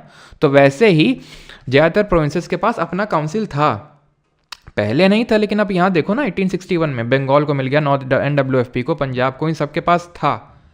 तो इन लोगों, ये लोग जो है नॉन ऑफिशियल मेजॉरिटी रख सकते हैं, ये लोग नॉन ऑफिशियल मेजॉरिटी रख सकते हैं, यानी कि नॉन गवर्नमेंट के बंदे रख सकते हैं। ठीक, ये है इसका मतलब। Members were allowed to ask supplementary questions, move resolutions on the budget and so on. लेकिन बजट पे वोटिंग अभी अलाउड नहीं होती, सिर्फ सप्लीमेंट्री क्वेश्चन पूछे जा सकते हैं। जैसे कि हम पढ़ते हैं बजट आर्टिकल 112, तो उसमें हम पढ़ते हैं 2 पार्ट होते हैं उसके एक्सपेंडिचर के, एक तो चार्ज्ड एक्सपेंडिचर और दूसरा होता है एक्सपेंडिचर मेड फॉर्म। तो चार्ज्ड पे तो वोटिंग अलाउड ही नहीं होती है ना, तो वैसे ही समझ लो। और जो एक्सपेंडिचर मेड फ्रॉम में वोटिंग अलाउड होती है वो लोकसभा में होती है, राज्यसभा में तो भी नहीं होती। तो वैसा टाइप इसको थोड़ा समझ सकते हो आप। ठीक, 1909 अभी मेन पॉइंट तो आया ही नहीं 1909 का, ये समझ लो तुम। अभी तो मेन पॉइंट 1909 का, जिसके लिए 1909 वाला एक्ट जाना जाता है, वो आया ही नहीं अभी। ठीक है, और इसके बाद आप डाउट पूछ लीजिएगा जो भी हो। ठीक है, it provided for the first time for the association of Indians with the executive council of the voice Roy and the governor. ये मैं बार बार वही लिख रहा हूँ, गवर्नर ना जनरल लिख के मैं वॉइस रॉय लिखता हूँ। याद करो, 4 मेंबर शुरू में दिए गए थे, बाद में फिर 16, मतलब 6 किए गए। ठीक है, फिर 16 हुए धीरे धीरे, अब 60 हो गए। लेकिन ये जो इसके अंदर कोर में बैठे हुए हैं, कोर में वो क्या है, एग्जीक्यूटिव काउंसिल। जो एक्सपैंड हो रही है वो क्या है, लेजिस्लेटिव काउंसिल। तो अपने अभी लेजिस्लेटिव काउंसिल में इंडियन घुस सकते थे, बड़े वाले गोले में, अंदर वाले गोले में अभी तक इंडियंस अलाउड नहीं थे वॉइस रॉय के एग्जीक्यूटिव काउंसिल में, लेकिन अब से हो गए। पहले इंडियन मेंबर बने जिन्होंने वॉइस रॉय के एग्जीक्यूटिव काउंसिल को ज्वाइन किया, he was Satyendra Prasad Sinha. Now this is the main point. It introduced a system of communal representation for Muslims. Communal representation का मतलब ये होता है कि अब यहाँ से ब्रिटिश गवर्नमेंट ने डिवाइड एंड रूल स्टार्ट किया। इसने बोला कि कोई अगर मुस्लिम बहुल इलाका है, वहाँ पे पहली बात तो मुस्लिम कैंडिडेट ही खड़ा हो सकता है, और वहाँ के जितने मुस्लिम्स हैं सिर्फ वही वोटिंग में हिस्सा ले सकते हैं और किसी कम्युनिटी के, हिंदू और बाकी कम्युनिटी के, वो लोग हिस्सा नहीं ले सकते हैं। आज भी होता है, दलित सीट आ गई, महिला सीट आ गई, तो ऐसा तो है नहीं कि सिर्फ दलित ही वोट कर सकते हैं, महिलाएं ही वोट कर सकती हैं, है ना। लोकल बॉडीज़ में होता है ना ये रिजर्वेशन होता है अभी, ठीक है। अभी सेंटर में तो 106 अमेंडमेंट एक्ट पास हुआ है तो उससे मिला है, लेकिन अभी इन्फोर्स नहीं हुआ है, लागू नहीं हुआ है अभी। विमेन को वो जो हमारा रिजर्वेशन है पार्लियामेंट में, वो अभी तक, ठीक है, वो पूरी तरह से अभी लागू हुआ नहीं है, लेकिन पंचायत में तो है ना, हमने पढ़ा था 73rd अमेंडमेंट एक्ट। रिजर्वेशन किस आर्टिकल में, जरा बताइए। लेकिन ऐसा तो नहीं कि सिर्फ वेमेंस ही वोट कर सकती हैं, दलित ही वोट कर सकते हैं। वोट तो हर कोई कर सकता है, बस खड़ा दलित हो सकता है या फिर महिला खड़ी हो सकती है। तो यहाँ पे वो कम्युनल रिप्रेजेंटेशन ये अलग होता है, इसको बोलते हैं सेपरेट इलेक्टोरेट, पृथक निर्वाचन। Under this Muslim members were to be elected only by Muslim voters, और इसीलिए इस मिंटो को फादर ऑफ कम्युनल इलेक्टोरेट, भारत में साम्यवाद का जनक माना जाता है, father of communal electorate in India. अब किसी का कोई डाउट है तो पूछ सकता है। It also provided for the separate representation, और ये आप छोड़ दो, ठीक है, ये 4th पॉइंट तक ही आपको करना है। अब यहाँ पे इससे पहले कि 1919 वाला मैं शुरू करूँ, ठीक है, बस 2 ही एक्ट हैं, 1919 और 1935। आपका किसी कोई डाउट हो तो पूछ सकते हैं। 243D बिल्कुल सभी का सही है। क्वेश्चंस भी करेंगे, यूपीएससी वाले भी करेंगे, एसएससी वाले भी करेंगे। अरे डिस्काउंट 2.0 बैच अभी तो नहीं है जी। नीतीश की सेंचुरी हो गई, अच्छा 16 नंबर। गर्दन घुमाओ जरा, ओके थैंक यू। सभी लोग नेक रोटेट कर लेंगे, आइज़ को ब्लिंक कर लेंगे थोड़ा सा दूर देख के, और एक डीप ब्रीथ ले लेंगे, और पानी को भी पास में रखा करो ना, ग्लास में, बॉटल में, कहीं पे। चलो तो स्टार्ट करते हैं। गवर्नमेंट ऑफ इंडिया एक्ट 1919, जिसको हम प्यार से किस नाम से जानते हैं? अरे यार, शायद मैंने 72 और 161 को बोल दिया गलती से। 72 और 161 पार्डनिंग पावर होते हैं, ऑर्डिनेंस पावर आते हैं 123 एंड 213 में, यस ठीक है, ठीक है। 123 का प्रेसिडेंट आता है और 213 में आता है आपका गवर्नर का। 72 और 161 में पार्डनिंग पावर है दोनों के, ठीक है। I am really sorry for that. तो अभी आते हैं 1919 के एक्ट में। चलो ठीक है, तो अब आते हैं गवर्नमेंट ऑफ इंडिया 1919, ठीक है। इसको हम जानते हैं मॉन्टेग्यू चेल्मफोर्ड रिफॉर्म्स के नाम से। क्यों जानते होंगे आपको पता है, क्योंकि ये सेक्रेटरी था उस समय पे और ये वॉइस रॉय था उस समय पे। इसने क्या किया, ठीक है, इस पॉइंट को अभी, या तो इसी को कर लो अभी, ठीक है। It classified all the subjects of administration into 2 categories. जितने भी सब्जेक्ट्स थे उनको 2 कैटेगरी में बांट दिया, central subject and provincial subject, ठीक है। सेंट्रल एंड प्रोविंशियल, यानी कि जैसे आज हम पढ़ते हैं 7th जो हमारा शेड्यूल है कॉन्स्टिट्यूशन का, उसमें क्या है, उसमें एक यूनियन लिस्ट है, उसमें एक स्टेट लिस्ट है, उसमें कॉन्करेंट लिस्ट है। कमेंट बताएंगे यूनियन लिस्ट में करेंटली कितने सब्जेक्ट्स हैं, ठीक। तो हमने पढ़ा था कि यूनियन लिस्ट में पहले 97 थे, अभी 100 सब्जेक्ट हैं, 100 सब्जेक्ट हैं। तो उसी तरह से ही एक तो सेंटर के सब्जेक्ट इसने बना दिए, 2 सेंट्रल काउंसिल बनाएगी, ठीक है। अभी देखेंगे सेंट्रल लेजिस्लेटिव काउंसिल थी कि नहीं थी, अब लेजिस्लेटिव असेंबली भी आ जाएगी, उसका भी जन्म हो जाएगा इसी एक्ट से। और प्रोविंसेस के पास अपनी काउंसिल थी तो प्रोविंशियल सब्जेक्ट पर वो बनाएंगे। लेकिन इसने एक काम और किया, इसने दोहरा डिवीजन किया, यानी डिवीजन में भी डिवीजन कर दिया। इसने सब्जेक्ट को पहले सेंटर प्रोविंस में डिवाइड किया, इनको भी डिवाइड कर दिया। एक को बोल दिया रिजर्व्ड और एक को बोल दिया ट्रांसफर्ड। मैं आपको थोड़ा सा फील दिलाता हूँ। जैसे आज यूनियन लिस्ट, स्टेट लिस्ट है, सेंटर बोले कि देखो स्टेट, जो तुम्हारी स्टेट लिस्ट का सब्जेक्ट है ना, उसमें भी हम 2 डिवीजन कर रहे हैं, एक रिजर्व्ड और एक ट्रांसफर्ड। जो रिजर्व्ड वाले सब्जेक्ट हैं उसमें जब तुम लॉ बनाओगे तो हमसे पूछे बिना लॉ नहीं बना सकते हो, हमसे पूछना पड़ेगा। तो एक तरह से मैंने और कंट्रोल बिठा दिया किस पे, प्रोविंशियल सब्जेक्ट्स पे। तो बस वही है, प्रोविंशियल सब्जेक्ट्स को रिजर्व्ड और ट्रांसफर्ड में बांट दिया। रिजर्व्ड में किस सब्जेक्ट को रखा होगा, जो इंपॉर्टेंट सब्जेक्ट्स होंगे ब्रिटिश अफेयर्स के लिए, जो इंपॉर्टेंट सब्जेक्ट होंगे, जैसे police, administration of justice, prisons, land revenue, finance. जैसे आज भी पुलिस हो गया, हेल्थ हो गया, ठीक है, ये पुलिस वगैरह हो गया, हेल्थ हो गया, ये सब किस में आते हैं, लोकल सेल्फ गवर्नमेंट, ये सब किस में आते हैं, स्टेट लिस्ट के सब्जेक्ट हैं। तब भी ये प्रोविंशियल सब्जेक्ट्स हुआ करते थे। लेकिन इसने क्या किया, उन प्रोविंशियल सब्जेक्ट को बांट दिया। बोला कि जो थोड़े से हेल्थ है, एजुकेशन है, ये सब तुम देखो, हमें नहीं मतलब इससे। जो कम इम्पॉर्टेंट मसले थे, जो ब्रिटिश अफेयर्स के लिए, है ना। ब्रिटिश बिजनेस में जो इम्पोर्टेंट चीज़ें थीं, जैसे पुलिस ब्रिटिशर्स के हाथ में होनी चाहिए, इम्पोर्टेंट चीज़ है ना। प्रशासन अपने हाथ में होना चाहिए, ये जेल अपने हाथ में होना चाहिए, ठीक है। इनके हाथ में नहीं दे सकते हैं प्रोविंशियल सब्जेक्ट्स, क्योंकि यहाँ पर तो इंडियंस नॉन ऑफिशियल की मेजोरिटी है, ठीक है। तो हर चीज़ जो इंपॉर्टेंट है उसमें अपना कंट्रोल रखना चाहते थे ये। लैंड रेवेन्यू फाइनेंस, अब पब्लिक हेल्थ ख़राब हो अच्छी हो क्या कर लेना देना ब्रिटिशर्स को, मरो। एजुकेशन अच्छी हो ख़राब हो क्या लेना देना ब्रिटिशर्स को। तो ट्रांसफर्ड इसमें डाल दिया, समझे। अब यहाँ पर इसने सबसे पहले बाई कैमरलिज्म को इंट्रोड्यूस किया। बाई कैमरलिज्म का मतलब होता है द्विसदनीय विधानमंडल। अभी आपको मैंने बताया इंपीरियल लेजिस्लेटिव काउंसिल है, सेंट्रल लेजिस्लेटिव काउंसिल थी, ठीक। अब इसने एक लेजिस्लेटिव असेंबली काइंड ऑफ भी क्रिएट कर दी, सेंट्रल लेजिस्लेटिव असेंबली। ये जो इंपीरियल या फिर सेंट्रल लेजिस्लेटिव काउंसिल है, ये अपर हाउस बन गया, और ये नया क्रिएट कर दिया एक लेजिस्लेटिव असेंबली जो एक लोअर हाउस बन गया, जैसे आज होता है राज्यसभा लोकसभा या legislative council and legislative assembly.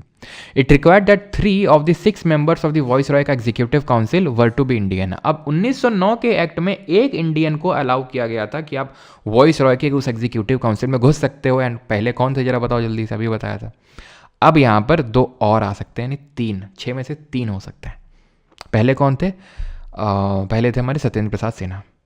इसने एक high commissioner for Indian London office create करने की बात कही। इसने एक पब्लिक सर्विस कमीशन इस्टेब्लिश करने की बात कही, ठीक है। सेंट्रल पब्लिक सर्विस कमीशन होना चाहिए एक, ठीक है। और it separated for the first time provincial budget from the central budget, ठीक है। प्रोविंशियल बजट को सेंट्रल बजट को इसने अलग कर दिया, ठीक है। ये जो मैंने आपको चीज़ बताई थी यहाँ पर कि रिजर्व्ड और ट्रांसफर्ड में बांट दिया सब्जेक्ट्स को, प्रोविंशियल सब्जेक्ट को, इसी को बोलते हैं डायरकी। तो डायरकी कहाँ पर आई? डायरकी आई प्रोविंसेस में, हिंदी में बोलते हैं द्वैध शासन। तो डायरकी कहाँ आई? प्रोविंसेस में। अब जस्ट इसका उल्टा 1935 ने किया। 1935 ने धीरे धीरे अब क्या किया? इंडियंस को ज़्यादा पावर देना शुरू किया, प्रोविंसेस में ज़्यादा पावर दी। कैसे? इसने सबसे पहले, जो मैं पॉइंट पहले पढ़ा रहा हूँ उसको पहले देखना, अपने ऑर्डर में मत देखना अपने हिसाब से, ठीक है। It abolish dyarchy in the provinces and introduce provincial autonomy in its place. यानी कि इसने प्रोविंसेस से डायरकी को ख़त्म कर दिया जो 1919 लाया था, और उनको स्वायत्ता दे दी, ऑटोनॉमी दे दी। और इसने डायरकी दे दी किसको? यहाँ पे लिखा नहीं है, ध्यान रखना। It introduce dyarchy at the central level. अब वही डायरकी को सेंटर में इंट्रोड्यूस कर दिया। Introduced dyarchy at centre. इसने एक ऑल इंडिया फेडरेशन बनाने की बात कही कि भाई सभी लोग आ जाओ मिलके एक फेडरेशन बनाते हैं। जैसे आज इंडिया में फेडरेशन एग्जिस्ट करता है, सेंटर है और स्टेट्स हैं, तो वैसे इसने बोला कि आ जाओ, प्रोविंसेस आ जाएंगे और प्रिंसली स्टेट एज यूनिट आ जाएंगे, सब लोग फेडरेशन बनाते हैं। लेकिन कभी एग्जिस्टेंस में आ नहीं पाया, ध्यान रखना इस चीज़ को।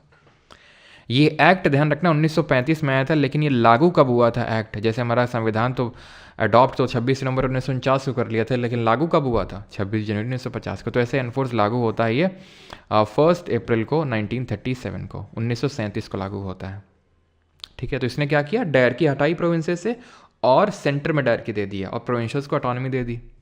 और इसने अब 1919 वाले ने क्या किया था? आंख बंद करो और सोचो, अभी आंख बंद करो जल्दी से। उसने क्या किया था? डायरकी दी प्रोविंसेस को और सेंटर में दिया बाईकैमरल लेजिस्लेचर। इसका उल्टा क्या होगा? सेंटर को दे दो डायरकी और प्रोविंसेस को दे दो बाईकैमरल लेजिस्लेचर। वही आंखें खोल लो, अब 1935 के एक्ट ने किया। सारी प्रोविंसेस में नहीं, 11 प्रोविंसेस थी, उनमें से 6 को इसने दे दिया बाईकैमरलिज्म। एक अपर हाउस होगा, एक लोअर हाउस होगा। It reserved a certain number of general seats for the depressed classes. Scheduled caste के लिए इसने कुछ सीट्स रिजर्व कर ली, और विमेंस के लिए भी। ध्यान रखना, अभी ऐसा मत समझना कि कोई यूनिवर्सल एडल्ट फ्रेंचाइज आ गया था, हर कोई वोट दे रहा है 18+ ना। ओनली 14% ऑफ टोटल पॉपुलेशन का सिर्फ 14% के पास ही वोटिंग राइट था। वोटिंग राइट किस बेसिस पे था? कि आप कितनी प्रॉपर्टी होल्ड करते हो, टैक्स भरते हो कि नहीं भरते हो, ठीक है, और आप कितने एजुकेटेड हो। इस बेसिस पे फ्रेंचाइज था, इस बेसिस पे ही आप सिर्फ वोटिंग में हिस्सा ले सकते हो। It provided for the establishment of RBI, reserve bank of India के इस्टेब्लिशमेंट की इसने बात कही, ठीक है। जो RBI आज हम देखते हैं वो इसी एक्ट के थ्रू इस्टेब्लिश हुआ था। It provided for the establishment of not only a federal public service commission. Federal public service commission का मतलब है सेंटर के लिए जो एक होगा, है ना। जैसे कि आज IAS IPS और IFOS that is Indian administrative service, police service, और इंडियन फॉरेस्ट सर्विस वो फेडरल पब्लिक सर्विस कमीशन से आती है। But also a provincial public service commission भी इसने दे दिया and a joint public service commission. जैसे आज हम लोग, मैंने आपको पढ़ाया था ना, एक तो हमारा आर्टिकल नंबर 315 से 323 में आता है, इसमें फेडरल भी आता है, प्रोविंशियल भी आता है। ठीक है, फेडरल हमारा एक जो हमारा जैसे UPSC है, यूनियन पब्लिक सर्विस कमीशन, तो वो कॉन्स्टिट्यूशनल बॉडी है। स्टेट पब्लिक सर्विस कमीशन वो भी कॉन्स्टिट्यूशनल बॉडी है। लेकिन ज्वाइंट पब्लिक सर्विस कमीशन हमने पढ़ा था, एक स्टैट्यूटरी बॉडी होती है जो लॉ के थ्रू क्रिएट की जाती है।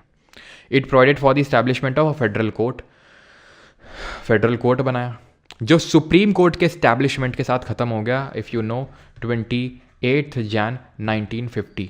ठीक है, तो 28 जनवरी 1950 को जब सुप्रीम कोर्ट इस्टेब्लिश होता है, शुरू होता है, तो वहीं से फेडरल कोर्ट के सारे पावर्स जो हैं सुप्रीम कोर्ट के पास आ जाते हैं। ठीक है, जो फेडरल कोर्ट यहाँ बनी थी, जो इसके पास पावर्स थे। इसने बर्मा को इंडिया से अलग कर दिया। ठीक है, इसने 2 प्रोविंसेस उड़ीसा और सिंध अलग किए, उतना इंपॉर्टेंट पॉइंट नहीं है। It provided for the establishment of federal railway authority, important नहीं उतना। ठीक है, ये भी उतना इंपॉर्टेंट नहीं है कि ठीक है कि ऑडिटर जनरल एक अलग से अपॉइंट किया for the federation and the provinces. 10, 11, 12 उतने इंपॉर्टेंट नहीं है। ठीक है, मैं रिवाइज़ करवाता हूँ आपको, बिकॉज यहाँ से ख़त्म है अब, कि पूरा नहीं, सिर्फ 1930 वाला, 1935 वाला। ठीक है, 1935 ने क्या किया, आंखें बंद करो, प्रोविंसेस से डायरेक्टरी हटाई, उसको ऑटोनॉमी दी। प्रोविंसेस को बाईकैमरल लेजिस्लेचर दिया और सेंटर को directory they the. 6 out of 11 provinces को इसने डायरेक्टरी दी, बाईकैमरल लेजिस्लेचर दिया। ऑल इंडिया फेडरेशन बनाने का बात का, जिसमें कि प्रोविंसेस आएंगे, प्रिंसली स्टेट पता होगा तुम्हें, मैंने बताया था। प्रिंसली स्टेट मतलब जहाँ राजे रजवाड़ों का रूल था।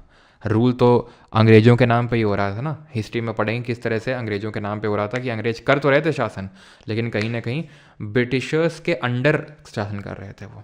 ठीक है, कि राजाओं से बोलते हैं कि ठीक है तुम रूल करो, लेकिन हमारे नाम पे रूल कर रहे हो, जितना जो तुम्हारा प्रशासन को लेके फॉरेन अफेयर्स सबको हम देखेंगे। तो फेडरेशन बनाने की बात की, जो कभी एग्जिस्टेंस में आ नहीं पाया। RBI सेटअप हुआ, फेडरल पब्लिक सर्विस कमीशन, ठीक है, प्रोविंशियल पब्लिक सर्विस कमीशन और जॉइंट पब्लिक सर्विस कमीशन, और फेडरल कोर्ट स्टैब्लिश होती है। ख़त्म बात। अब हमें मिल जाएगी आज़ादी। ठीक है, अब हमें मिल जाएगी आज़ादी। तो इट एंडेड, इस पर्टिकुलर एक्ट ने क्या किया। और एक चीज़ और यहाँ लिखा नहीं है क्या,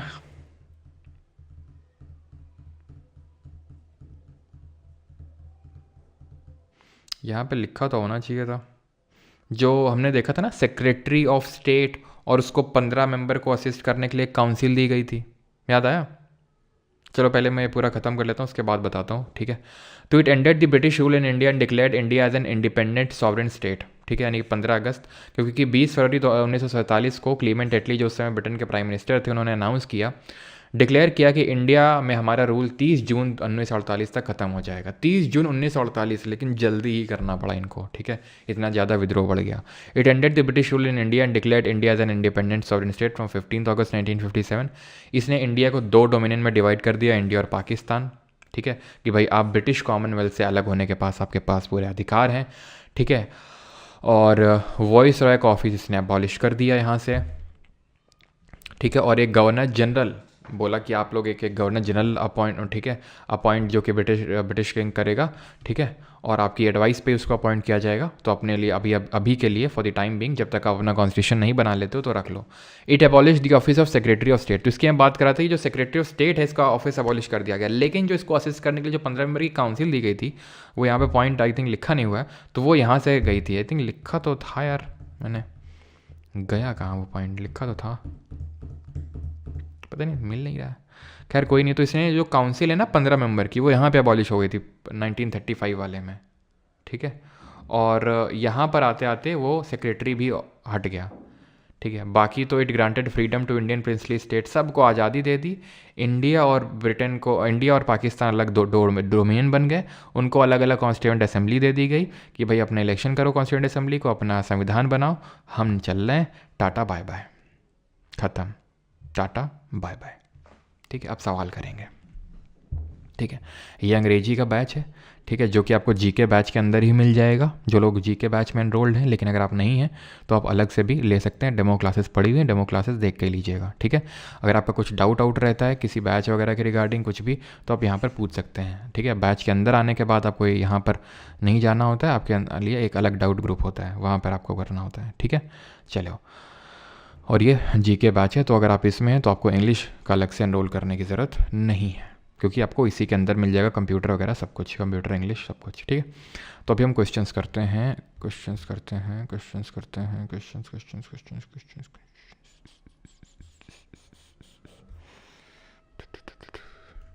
पहले किसके कर लें, यूपीएससी वाले कर लें कि एसएससी वाले कर लें, बताओ जल्दी से। कौन से कर लें पहले, थोड़ा हल्का लिख ले, नहीं तुम लोग को अगले हो सर शुरू से ही। नहीं डिलीट तो नहीं किया होगी। आपने स्क्विड गेम देखी नहीं यार? देखी तो नहीं, लेकिन अभी अब तुम पूछ रहे हो, लेकिन अभी 3-4 दिन पहले ही, ठीक है। मेरा भाई मुझे दिखा रहा था, बोल रहा था, मतलब ऐसा नहीं कि एकदम अनअवेयर था, उसमें इतना पता था कि लड़की होती है, लड़की गर्दन घुमाती है तो कोई मर जाता है, ऐसा टाइप कुछ, मतलब देखा था कि काफ़ी वायरल हुआ था स्क्विड गेम। फिर मतलब स्टोरी बताई भाई ने कि ऐसा ऐसा, मतलब एक बूढ़ा आदमी होता है, अमीर होता है, पैसा खर्च करना होता है उसको, तो वो बोलता है, पता नहीं, हाँ वो सब लोग को बुलाता है कि आओ, और मतलब गेम खिलवाते हैं, ऐसा टाइप। नहीं संडे को नहीं होगी क्लास।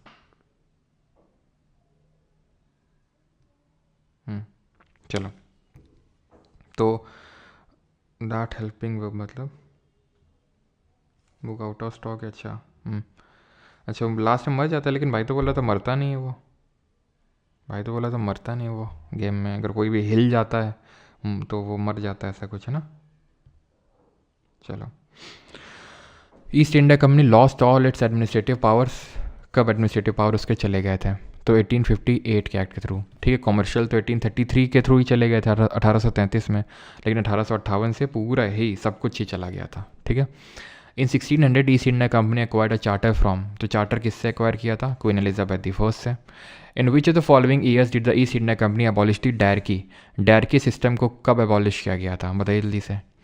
तो बंगाल से डायरकी को कब अबॉलिश किया गया था? ये एक्चुअल में हिस्ट्री का पार्ट है, आपने नहीं पढ़ा यहाँ पे, हिस्ट्री में पढ़ेंगे कि भाई डुअल गवर्नमेंट आया था इलाहाबाद की ट्रीटी से, और वो ख़त्म हो गया था, वॉरेन हेस्टिंग ने इसको ख़त्म किया था, ठीक है। जो मेंस देने जा रहे हैं तो वो थोड़ा सा देख लो, बाकी तो अभी जो बैच वाले उनको ज़्यादा लोड लेने की ज़रूरत नहीं, हिस्ट्री में पढ़ेंगे डुअल गवर्नमेंट क्या था, दीवानी निज़ामत ये सब। Under the regulating act of 1773 supreme court was established by the British emperor in which of the following cities, तो सुप्रीम कोर्ट कहाँ पर स्टैब्लिश किया गया था रेगुलेटिंग एक्ट ऑफ 1773 से? तो कैलकाटा में स्टैब्लिश किया गया था, जहाँ पर एक CJI होगा और 3 अदर जजेस होंगे, याद आया। Which act was passed by the British Parliament to control the territories of the East India Company majorly in Bengal in the year 1773? तो देख लो यहाँ पर आपको सिर्फ यही आइडेंटिफाई करना है कि 1773 का क्या था, चार्टर था, रेगुलेटिंग था, काउंसिल था, या फिर गवर्नमेंट था। तो काउंसिल तो हम 2 पढ़ते हैं, एक तो 1861 वाला भी था और एक 1909 वाला था, ठीक है। गवर्नमेंट ऑफ इंडिया 1919 का भी था, 1935 का भी था और 1947 का भी था। चार्टर एक्ट अगर बात करें 1813 का था, 1833 का था, ठीक है। रेगुलेटिंग एक्ट था 1773 का। 15 विच of the following act introduce the system of dyarchy in the provincial administration, provinces में डायरकी कौन लाया? डायरकी अब आप समझ गए, यानी प्रोविंसेस में लाया गया है, यानी प्रोविंशियल सब्जेक्ट को 2 कैटेगरी में बांट दिया गया है, एक को बोला गया रिजर्व्ड और एक को बोला गया है ट्रांसफर्ड, ठीक है, ट्रांसफर्ड। तो रिजर्व में कौन से इंपॉर्टेंट सब्जेक्ट्स थे आपके? तो जैसे इंपॉर्टेंट लाइक कि हमारा पुलिस हो गया, लैंड रेवेन्यू हो गया, प्रिजन हो गया, एडमिनिस्ट्रेशन ऑफ जस्टिस हो गया, ट्रांसफर्ड में हेल्थ हो गया, लोकल गवर्नमेंट हो गया, ठीक है, ये सब। तो गवर्नमेंट ऑफ इंडिया 1919 ने दिया, जिसको मॉन्टैगी चेल्मसफोर्ड रिफॉर्म्स के नाम से जानते हैं। Which among the following act establish the dual system of control by the British government and the East India company, तो डुअल सिस्टम ऑफ कंट्रोल कौन लाया था, जिसमें कुछ ब्रिटिश गवर्नमेंट देख रहा था, कुछ ईस्ट इंडिया कंपनी देख रहा था? तो ये क्या है? तो ये था आपका 1784 का पिट्स इंडिया एक्ट। याद करो, कोर्ट ऑफ डायरेक्टर तो पहले से एग्जिस्ट कर रहा था, 1784 का आया एक्ट, उसने बोला कि भाई एडमिनिस्ट्रेशन कौन मैनेज करेगा? ब्रिटिश गवर्नमेंट करेगी, उसके लिए बोर्ड ऑफ गवर्नर क्रिएट किया एक, और इन दोनों को हटाया किस एक्ट से किया गया था जरा बताइए, जो बोर्ड ऑफ गवर्नर है और कोर्ट ऑफ डायरेक्टर्स हैं। The proclamation of which act by the king of England in 1773 paved the way for the establishment of the supreme court at Calcutta, तो किससे सुप्रीम कोर्ट इस्टेब्लिश किया गया? खत्म। देख रहे हो कितने, ये आपका CHSL 2024 का इसी बार का क्वेश्चन है ये। विच of the following was enacted in 1860 in British India, तो 1860 में क्या आया था? तो याद करो 1860 में मैंने आपको बताया था थॉमस बैबिंगटन मैकॉले की कृपा से इंडियन पीनल कोड आया था, ठीक है, 1860 में। विडोरी मैरिज एक्ट 1856 में आया था, परमानेंट सेटलमेंट 1793 में आया था। इन विच, ये मतलब पढ़ा नहीं अभी, ऑब्वियस सी बात है, हिस्ट्री में पढ़ेंगे आप सब कुछ। In which of the following years were separate electorate introduced in the imperial legislative assembly elections in the name of Morley Minto reforms. तो मॉर्ले मिंटो रिफॉर्म्स जो है कब लेके आए थे आपके ये सेपरेट इलेक्टोरेट्स जो हैं, ठीक है, पृथक निर्वाचन, ठीक है। तो ये आया था आपका गवर्नमेंट ऑफ इंडिया 1909 से। और एक चीज़ ध्यान रखिएगा सर एंड मैम कि जो 1919 का जो एक्ट है ना, जब तक ये क्वेश्चन कर लो, अच्छा ये कहाँ पर, ठीक है, 20 when was the first constituent assembly election held in India, तब तक मैं एक चीज़ यहाँ पर ऐड करता हूँ। ये जो 1919 का एक्ट था ना, ठीक है, 1919 का जो एक्ट था, तो इसमें एक चीज़ ध्यान रखिएगा कि इसने इट एक्सटेंडेड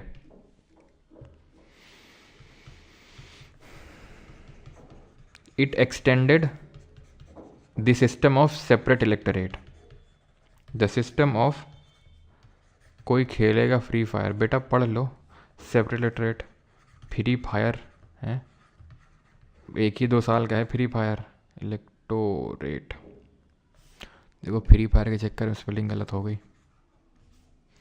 इलेक्टोरेट, ठीक है। सेपरेट इलेक्टोरेट इसने एक्सटेंड किया, कैसे एक्सटेंड किया, अभी तक तो मुस्लिम्स के लिए था 1909 से, अब विमेन को, ठीक है, एंग्लो इंडियन को, क्रिश्चियन को, इन सबको भी दे दिया गया, ठीक है, इन सबको भी सेपरेट इलेक्टोरेट दे दिया गया था, ठीक है। ये चीज़ ध्यान रखिएगा, जो 1909 ने स्टार्ट किया था। तो इलेक्शंस कब हुए थे सबसे पहले, जुलाई 1946 में हुए थे, option number B. Pitt's India act कौन सा था, याद करो, जेम्स पिट नाम था किसका, सर जल्दी करो, बीजीटी अब पीक पॉइंट पे जा रहा है। अच्छा पीक पॉइंट पे जा रहा है, रुको यार मुझे भी देखना है, तो तुम लोग बार बार मेरी क्यूरोसिटी बढ़ा देते हो। मैं फिर क्रिक बस डालता हूँ, crickbus.com पे जाता हूँ जल्दी से, और 345, ओहो हो 94, वाशिंगटन सुंदर की हाफ सेंचुरी हो गई और सेंचुरी होने वाली रेड्डी की, मज़ा आ गया भाई, मज़ा आ गया एकदम। पिट्स इंडिया एक्ट ऑफ 1784, ठीक है, 1784, 1784। हाफ लोफ सिस्टम किसको बोल रहे थे, 1784 वाले को बोल रहे थे, याद करो क्यों, it act as a mediator between the East India Company and the British parliament. देख रहे हो कितना आसान है सब कुछ। As a result of which act did Queen Victoria जो थी, who was a monarch of Britain, also became the sovereign of British territories in India with the title of empress of India 1858। तो 1858 में जब government of India act आया था, ध्यान रखिएगा, जब गवर्नमेंट ऑफ इंडिया एक्ट आया था तो उस समय क्वीन कौन थी, तो क्वीन विक्टोरिया थी। तो ये इंडियन काउंसिल। अच्छा ये बताओ, ये मैच जो होता है ये किस उस पर आ रहा है, जैसे ऑनलाइन देखना हो तो जियो पे आ रहा है क्या, तो ये आपका गवर्नमेंट ऑफ इंडिया एक्ट था 1858 का, क्वींस प्रोक्लेमेशन के नाम से जाना जाता है। ध्यान रखना कौन था, क्वीन विक्टोरिया थी, मैं लिख देता हूँ वहाँ पर। किस पे आ रहा है, जियो पे आ रहा है, ज़रा बताना। 1858 कहाँ गए भैया, अरे भैया कहाँ गए, जल्दी आ जाओ। तो विक्टोरिया थी, यहाँ पर लिख देता हूँ मैं, ठीक है। क्वीन कौन थी, विक्टोरिया थी, ठीक है। हॉट स्टार पे आ रहा है, अच्छा हॉट स्टार पे पैसा लेते हैं क्या हॉट स्टार वाले। This the dash is an act of the parliament of the UK that partition British India into a new independent dominion of Indian Pakistan. तो किसने वो कर दिया, डीपी की जीके कैसे करें, देव शर्मा जी, एक अलग से मैं वीडियो बनाऊंगा तो उसमें मैं सब कुछ बताऊंगा, ठीक है। तो इंडियन इंडिपेंडेंस एक्ट ऑफ 1947, ठीक है, Indian independence act of 1947। Who which among the following act discarded the dyarchy system at the provinces, किसने प्रोविंसेस से डायरकी खत्म करके सेंटर को डायरकी दे दी थी, बताओ जल्दी से। इसको सर प्राइवेट मत करिएगा, इनकम टैक्स इंस्पेक्टर। अच्छा अब क्योंकि यार तुमने इनकम टैक्स इंस्पेक्टर तुम्हारा नाम है ना, यूज़र नेम, इसलिए बस इस बात पे छोड़ रहा हूँ, इनकम टैक्स इंस्पेक्टर का मान रखने के लिए बस, ठीक है। Under which of the following act the board of control was established in the England to control and supervise the administration of India. तो बोर्ड ऑफ कंट्रोल स्टैब्लिश, तो स्टैब्लिश किससे किया था, बोर्ड ऑफ गवर्नर को 1784। I think यार कर लोगे यार, बड़े लोलू टाइप क्वेश्चन लग रहे हैं सब ये, ठीक है, ठीक है। अब कर पहले वो कर लेंगे यूपीएससी वाले कि कैसे हमें भी मैच देखने की तड़प उठ रही है।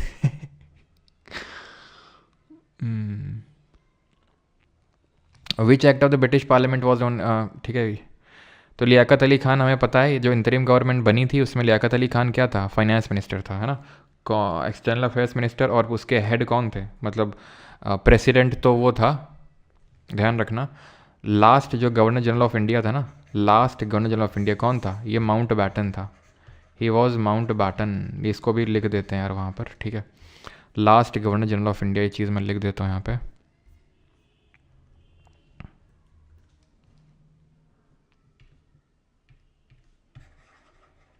ठीक है, आउट हो गया, क्या बात कर रहा है यार, ये रिफ़्रेश क्यों नहीं हो रहा है? तुम लोग यार बार बार कुछ ना कुछ बोल देते हो, मुझे फिर से जाके चेक करना पड़ेगा कहाँ आउट हुआ है। जो भी ये फैला रहा ना खबरें, ये ब्लॉक कर दूंगा, सीधे बता रहा हूँ, इन सब चीज़ों से मजाक नहीं करते हैं, छोड़ रहा हूँ बस। Governor general of India, last governor general of India कौन है, कौन था? ये माउंट बैटन था, ठीक है, माउंट बैटन। और फिर ये एक इंडियन के हाथ में चली गई थी कि भाई अब इंडियन भी अपना गवर्नर जनरल ऑफ इंडिया रख सकते हैं। तो पहला इंडियन जो गवर्नर जनरल ऑफ इंडिया बना था वो सी राजगोपालाचारी थे। ये पहले इंडियन थे जो गवर्नर जनरल ऑफ इंडिया बने हो, और आखिरी भी यही थे क्योंकि इसके बाद इस पोस्ट को ही ख़त्म कर दिया गया था। सी राजगोपालाचारी, ओनली इंडियन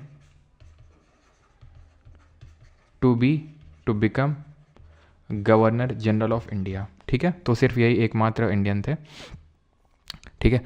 तो ये इंतरिम गवर्नमेंट की जो बात हो रही है, कहाँ गए वो लियाकत अली खान। तो इंतरिम गवर्नमेंट जो 2 सितंबर 1946 को बनती, उसमें माउंट बैटन प्रेसिडेंट था, वाइस प्रेसिडेंट हमारे नेहरू थे, ठीक है। होम मिनिस्टर हमारे सरदार पटेल थे, वो हम पहले ही पॉलिटी में पढ़ चुके हैं, ठीक है। Which act of British parliament was also known as East India Company act of 1793। तो East India Company act of 1793 किसको बोला गया? ये गवर्नमेंट ऑफ इंडिया एक्ट नहीं था, गवर्नमेंट ऑफ इंडिया एक्ट आना शुरू हुए थे आपके 1919 से, चार्टर एक्ट था ये, ठीक है। Option number B. अगला है, Which of the following act enacted by British Parliament provided for the establishment of a law commission? Law commission किससे बनाया गया था? 1813 से एक लॉ मेंबर दिया गया था वॉइसरॉय एग्जीक्यूटिव काउंसिल में, जो बेबिंगटन मैकुले बना था। लेकिन लॉ कमीशन आया था 1833 से, जिससे कि पूरी तरह से प्योरली एडमिनिस्ट्रेटिव बॉडी बन गई थी हमारी जो ईस्ट इंडिया कंपनी है। और क्या हुआ था? Governor general of Bengal governor general of India बन गया था। पहला गवर्नर जनरल ऑफ इंडिया कौन बना था? Under which of the following act of British India did the British government take direct control over the administration of India in its own hand? तो direct control चला गया था। CPO 2024 और CGL 2024 दोनों में पूछा गया। Direct control of administration of India in its own hand, सीधा पूरा कंट्रोल चला गया था, ठीक है। किस एक्ट के through? Under which of the following act of the British government take direct control of the administration of India in its own hands? तो 1858 डायरेक्ट कंट्रोल ले लिया था 1858 के एक्ट से, ठीक है। Which of the following act provided for the title of viceroy to the governor general of India? तो viceroy का टाइटल जो है 1858 के एक्ट से मिला था, 1858। Under which act did the British crown established over India? तो British crown 1858, ठीक। रूल ऑफ लॉ का कॉन्सेप्ट किसने दिया था? ये तो पॉलिटी का क्वेश्चन है, हम पढ़ चुके हैं। एवी डाइसी ने रूल ऑफ लॉ का कॉन्सेप्ट दिया था, ध्यान रखना, कानून के शासन का अवधारणा दी थी। एक आखिरी क्वेश्चन करो और उसके बाद हम करेंगे जो यूपीएससी वाले क्वेश्चन है, और बाकी तुम आगे अब देखना अपने हिसाब से, ठीक है। फिर मैच देखने का समय आ चुका है क्योंकि अब, है ना। स्टार स्पोर्ट्स 1 लाइव पे फ्री स्ट्रीम होता है, अच्छा लाइव क्या नाम? स्टार स्पोर्ट्स 1, ओके ठीक है, देखते हैं स्टार स्पोर्ट्स 1 पे। जय रेड्डी की सेंचुरी आने वाले, जल्दी खत्म करिए, कर रहे हैं यार। 1909 they are also called as Indian council act, बिल्कुल गवर्नमेंट ऑफ इंडिया एक्ट मत लगा देना। They increase the strength of legislative council की स्ट्रेंथ इंक्रीज कर दी, 16 से 60 कर दी थी। Right to separate electorate was given to the Muslims, तीनों सही हैं, ठीक है। 40 तक कर लेते हैं।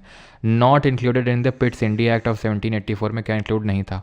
All the debts of the East India Company were taken over by the British government of India, पूरा खर्चा, पूरा जो कर्ज था वो ईस्ट इंडिया कंपनी का वो ब्रिटिश गवर्नमेंट ने ले लिया। क्या मैंने ऐसा कुछ पढ़ाया था पिट्स इंडिया एक्ट में? हटा तो दो जरा इसको। आखिरी सवाल कर लो, how many members were there in the council of state under the government of India 1919 passed by the parliament? तो 16 से 60 किया गया था, ठीक। बाकी क्या तुम लगा लेना। अब हम जो है चलेंगे नहीं, पहले यूपीएससी क्वेश्चन कर लेंगे क्योंकि यूपीएससी के कुछ ही क्वेश्चन है, आई थिंक 9 क्वेश्चन है, जल्दी जल्दी कर लेते हैं, ठीक है। चलो पहला क्वेश्चन करो। विद रेफरेंस टू, ये इसी बार के सिविल सर्विसेज के पेपर में पूछा गया है। With reference to government of India 1935 consider the following statements. It provided for the establishment of an all India federation based on the union of the British Indian provinces and princely state as units, बिल्कुल सही है। Defence और foreign affairs जो हैं were kept under the control of the federal legislature. Defence और foreign affairs को central federal legislature, because बिल्कुल important subject हैं तो उसी में रखा होगा। अब ये चीज़ तो आपको क्लियर हो गई ना, मैं आपको फिर से दिखा देता हूँ एक बार कि जो 1935 का एक्ट था, जैसे आज हमारा डिवीजन होता है सेंट्रल लिस्ट और स्टेट लिस्ट और कंकरेंट लिस्ट, तो वैसे ही गवर्नमेंट ऑफ इंडिया एक्ट 1935 ने डिवाइड करके रखा हुआ था, ठीक है। देख सकते हैं कहाँ गया वो, देख सकते हो आप, ठीक है। कि ये रही आपके, आई थिंक ये मैंने बताया नहीं था, फेडरल लिस्ट यानी कि सेंट्रल लिस्ट हो गई, जैसे कि 7 शेड्यूल में आज होता है। प्रोविंशियल लिस्ट हो गई हमारी, और कंकरेंट यानी कि जो समवर्ती सूची। कंकरेंट लिस्ट जरा बताओ हमने कहाँ से लिया अपने इंडियन कॉन्स्टिट्यूशन में। आज हमें पता है यूनियन लिस्ट होती है, तो वैसे उस समय फेडरल लिस्ट होती थी। आज हमें पता है स्टेट लिस्ट होती है, तो उसी तरह प्रोविंशियल लिस्ट होती थी, और कॉन्करेंट लिस्ट की तरह कॉन्करेंट। जैसे आज हमारे रेजिडुअरी पावर किसके हाथ में होते हैं, जरा बताइए। रेजिडुअरी पावर उस समय वॉइस रॉय के हाथ में हुआ करते थे, आज किसके पास होते हैं, तो आज पार्लियामेंट के पास होते हैं। यानी रेजिडुअरी पावर का मतलब हो गया कोई भी सब्जेक्ट जो इन तीनों लिस्ट में नहीं दिया हुआ है, तो उन पे लॉ बनाने का जो पावर है उस टाइम पे वॉइस रॉय के पास था, जो आज हमारी इंडियन पार्लियामेंट के पास होता है। क्लियर इतनी चीज़। तो इंपॉर्टेंट सब्जेक्ट कौन रखता है, इंपॉर्टेंट सब्जेक्ट हमेशा जो सेंटर होता है वो अपने पास रखता है। Which of the following act added a law member to the governor general council India. तो लॉ मेंबर को ऐड किसने किया था गवर्नर जनरल काउंसिल में, तो ये किया था आपका लॉ मेंबर को ऐड 1813 वाले ने। इसने तो लॉ कमीशन को ही बना डाला था, याद करो। ये आपका CISF असिस्टेंट कमांडेंट का पेपर है आपका ये, ठीक है, उसका क्वेश्चन है ये। The Montagu Chelmsford reforms of 1919 recommended granting voting rights to all the women above the age of 21। ऐसा कुछ बोला था क्या मोन्टाग्यू ने? मोन्टाग्यू के टाइम पे तो 14% टोटल पॉपुलेशन को ही वोटिंग राइट मिले हुए थे, और उसमें से सारी वेमेन को दे देंगे भैया। वेमेन के लिए लोग इतने दयावान कब से हो गए, तो ये गलत होगा आपका। Government of India act of 1935 gave women reserved seats. हाँ, रिजर्व्ड सीट मिली थी कुछ, याद करो, रिजर्व्ड सीट मिली थी, है ना। चलो, the provision for separate electorate for Muslim was given in. तो सेपरेट इलेक्टोरेट किस में दिया गया था? इसने क्या किया था? एंग्लो इंडियन क्रिश्चियंस को एक्सटेंड किया था। ये अभी पढ़ा नहीं, हिस्ट्री में पढ़ेंगे ये, ठीक है। आगे 5th, not correct about Indian independence act जो है, ठीक है। इंडियन इंडिपेंडेंस, जैसे कि इंडियन काउंसिल एक्ट है 1909 का, गवर्नमेंट ऑफ इंडिया एक्ट है 1919 का, गवर्नमेंट ऑफ इंडिया एक्ट है 1935 का, ऐसे इंडियन इंडिपेंडेंस एक्ट है 1947 का। तो इस बिल ने, the bill for the Indian independence act was introduced in parliament on July 4 and received the royal assent on 18 July. तो ये हम लोगों ने पढ़ा नहीं, लेकिन ध्यान रखना, हाँ 4 जुलाई को इंट्रोड्यूस किया गया था और 18 जुलाई को ये इसको असेंट मिली थी। लेकिन मान लेते हैं नहीं पता है हमें, गलत पूछा है, देखते हैं आगे बढ़ते हैं। Act of 1947 laid down the basic framework of the Indian constitution.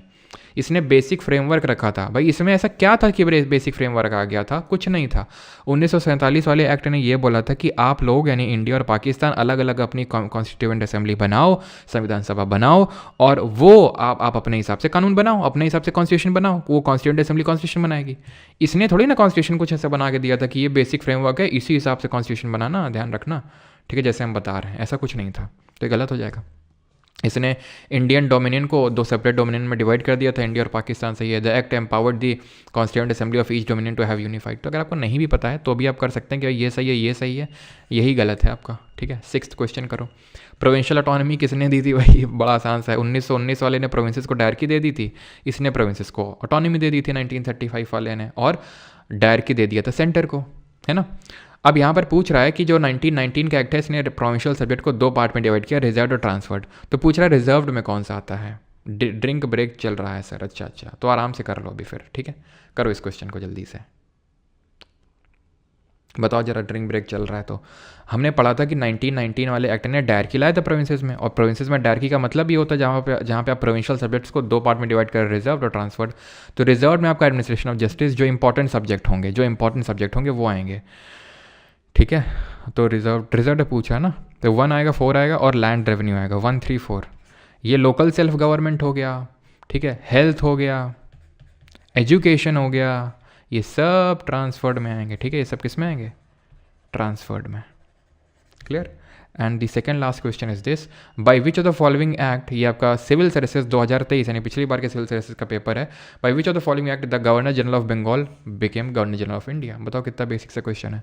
Governor general of Bengal governor general of India बन गया, किससे बन गया? 1833 से। और पहला गवर्नर जनरल ऑफ इंडिया कौन बना? और रेगुलेटिंग एक्ट कब आया था? पिट्स इंडेक्ट कब आया था? And the last question is this, which of the following statement about the Indian council act of 1861 is और आर करेक्ट। कौन सा स्टेटमेंट सही है इंडियन काउंसिल एक्ट ऑफ 1861 के रिगार्डिंग? तो यहाँ ध्यान रखना, फर्स्ट बना था बेंटिक, है ना, बेंटिक बना था, और ये 1773 में आया था, और ये आपका 1784 में आया था। तो 1861 वाले ने एनलार्ज कर दिया था गवर्नर जनरल के council for the purpose of making laws. याद करो, गवर्नर जनरल है, 4 ऐसे थे इलेक्ट्रॉन 6 इलेक्ट्रॉन और बनाए थे, 6 मेंबर और आ गए थे कि नहीं आ गए थे? वही तो है 1861 वाले ने, जिसने कि क्या लाया था? इसी ने क्या लाया था? पोर्टफोलियो सिस्टम लाया था। इसी ने ही इसी ने ऑर्डिनेंस अध्यादेश जारी करने की बात कही थी, याद आया, ऑर्डिनेंस, ठीक है। The governor general was not authorise to increase the number of member, भाई वो कर सकता था, उसके पास पावर थी कि वो इंक्रीज़ कर सकता था नंबर को, तो यहाँ पर वन ओनली ही सही होगा आपका, ठीक है। क्लियर है, यहाँ पर हमारा लेक्चर होता है ख़त्म। और बस जाके मैच वैच देखो जो देखना है, यहाँ पर हमारा लेक्चर ख़त्म हो जाता है। और ये लेक्चर आपका लाइव रहेगा, आप कभी भी इसको देख सकते हैं, क्योंकि जैसे आप में से कुछ लोगों ने कमेंट किया था तो लाइव ही रख देता हूँ इसको, क्योंकि इंपॉर्टेंट है और क्योंकि मेंस के लिए इंपॉर्टेंट है, ठीक है, इसलिए इसको मैं लाइव ही रख के दे रहा हूँ, ठीक है। बाकी जिन लोगों को बैच वैच लेना है तो जाके ले सकते हैं। जो जीके वाला बैच है, ये तो कल की स्लाइड खुल गई, ठीक है। जो बैच वैच लेना चाहते हैं, ये कौन है हमारी, इसका क्वेश्चन का आंसर कल यही होगा, ठीक है। जो जब भी ये वाला था हमारा साल भंजी का वाला 1 और 3 होगा, बिकॉज लोटस इसमें नहीं है, लोटस नहीं है, पाम ट्री ही है, ठीक है, शाल भंजी का वाले का। तो यहाँ पर मैं बोल रहा हूँ कि जिसको बैच लेना है तो वो ले सकता है जाके परमार अकेडमी ऐप पे, ठीक है। 1 ईयर और लाइफ टाइम वैलिडिटी के अवेलेबल हैं ये। लाइफ टाइम मतलब हमेशा के लिए, आपके बच्चे, आप सबके परपोते सबको ही पढ़ेगा इसको, पोते होते सब, है ना। और इंग्लिश का इसी के अंदर मिल जाएगा, अलग से लेना है तो आप ले सकते हैं डेमो देख के, ठीक है। चलो, किसका मैच है आज, किसी का नहीं उठा आज जो है,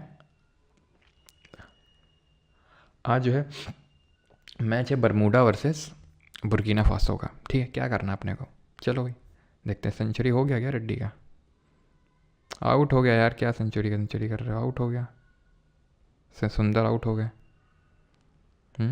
चलो भाई कोई नहीं, थैंक यू सभी को एंड धन्यवाद, और मिलते हैं अब मंडे को, ठीक है। हिस्ट्री कंटिन्यू करते हैं।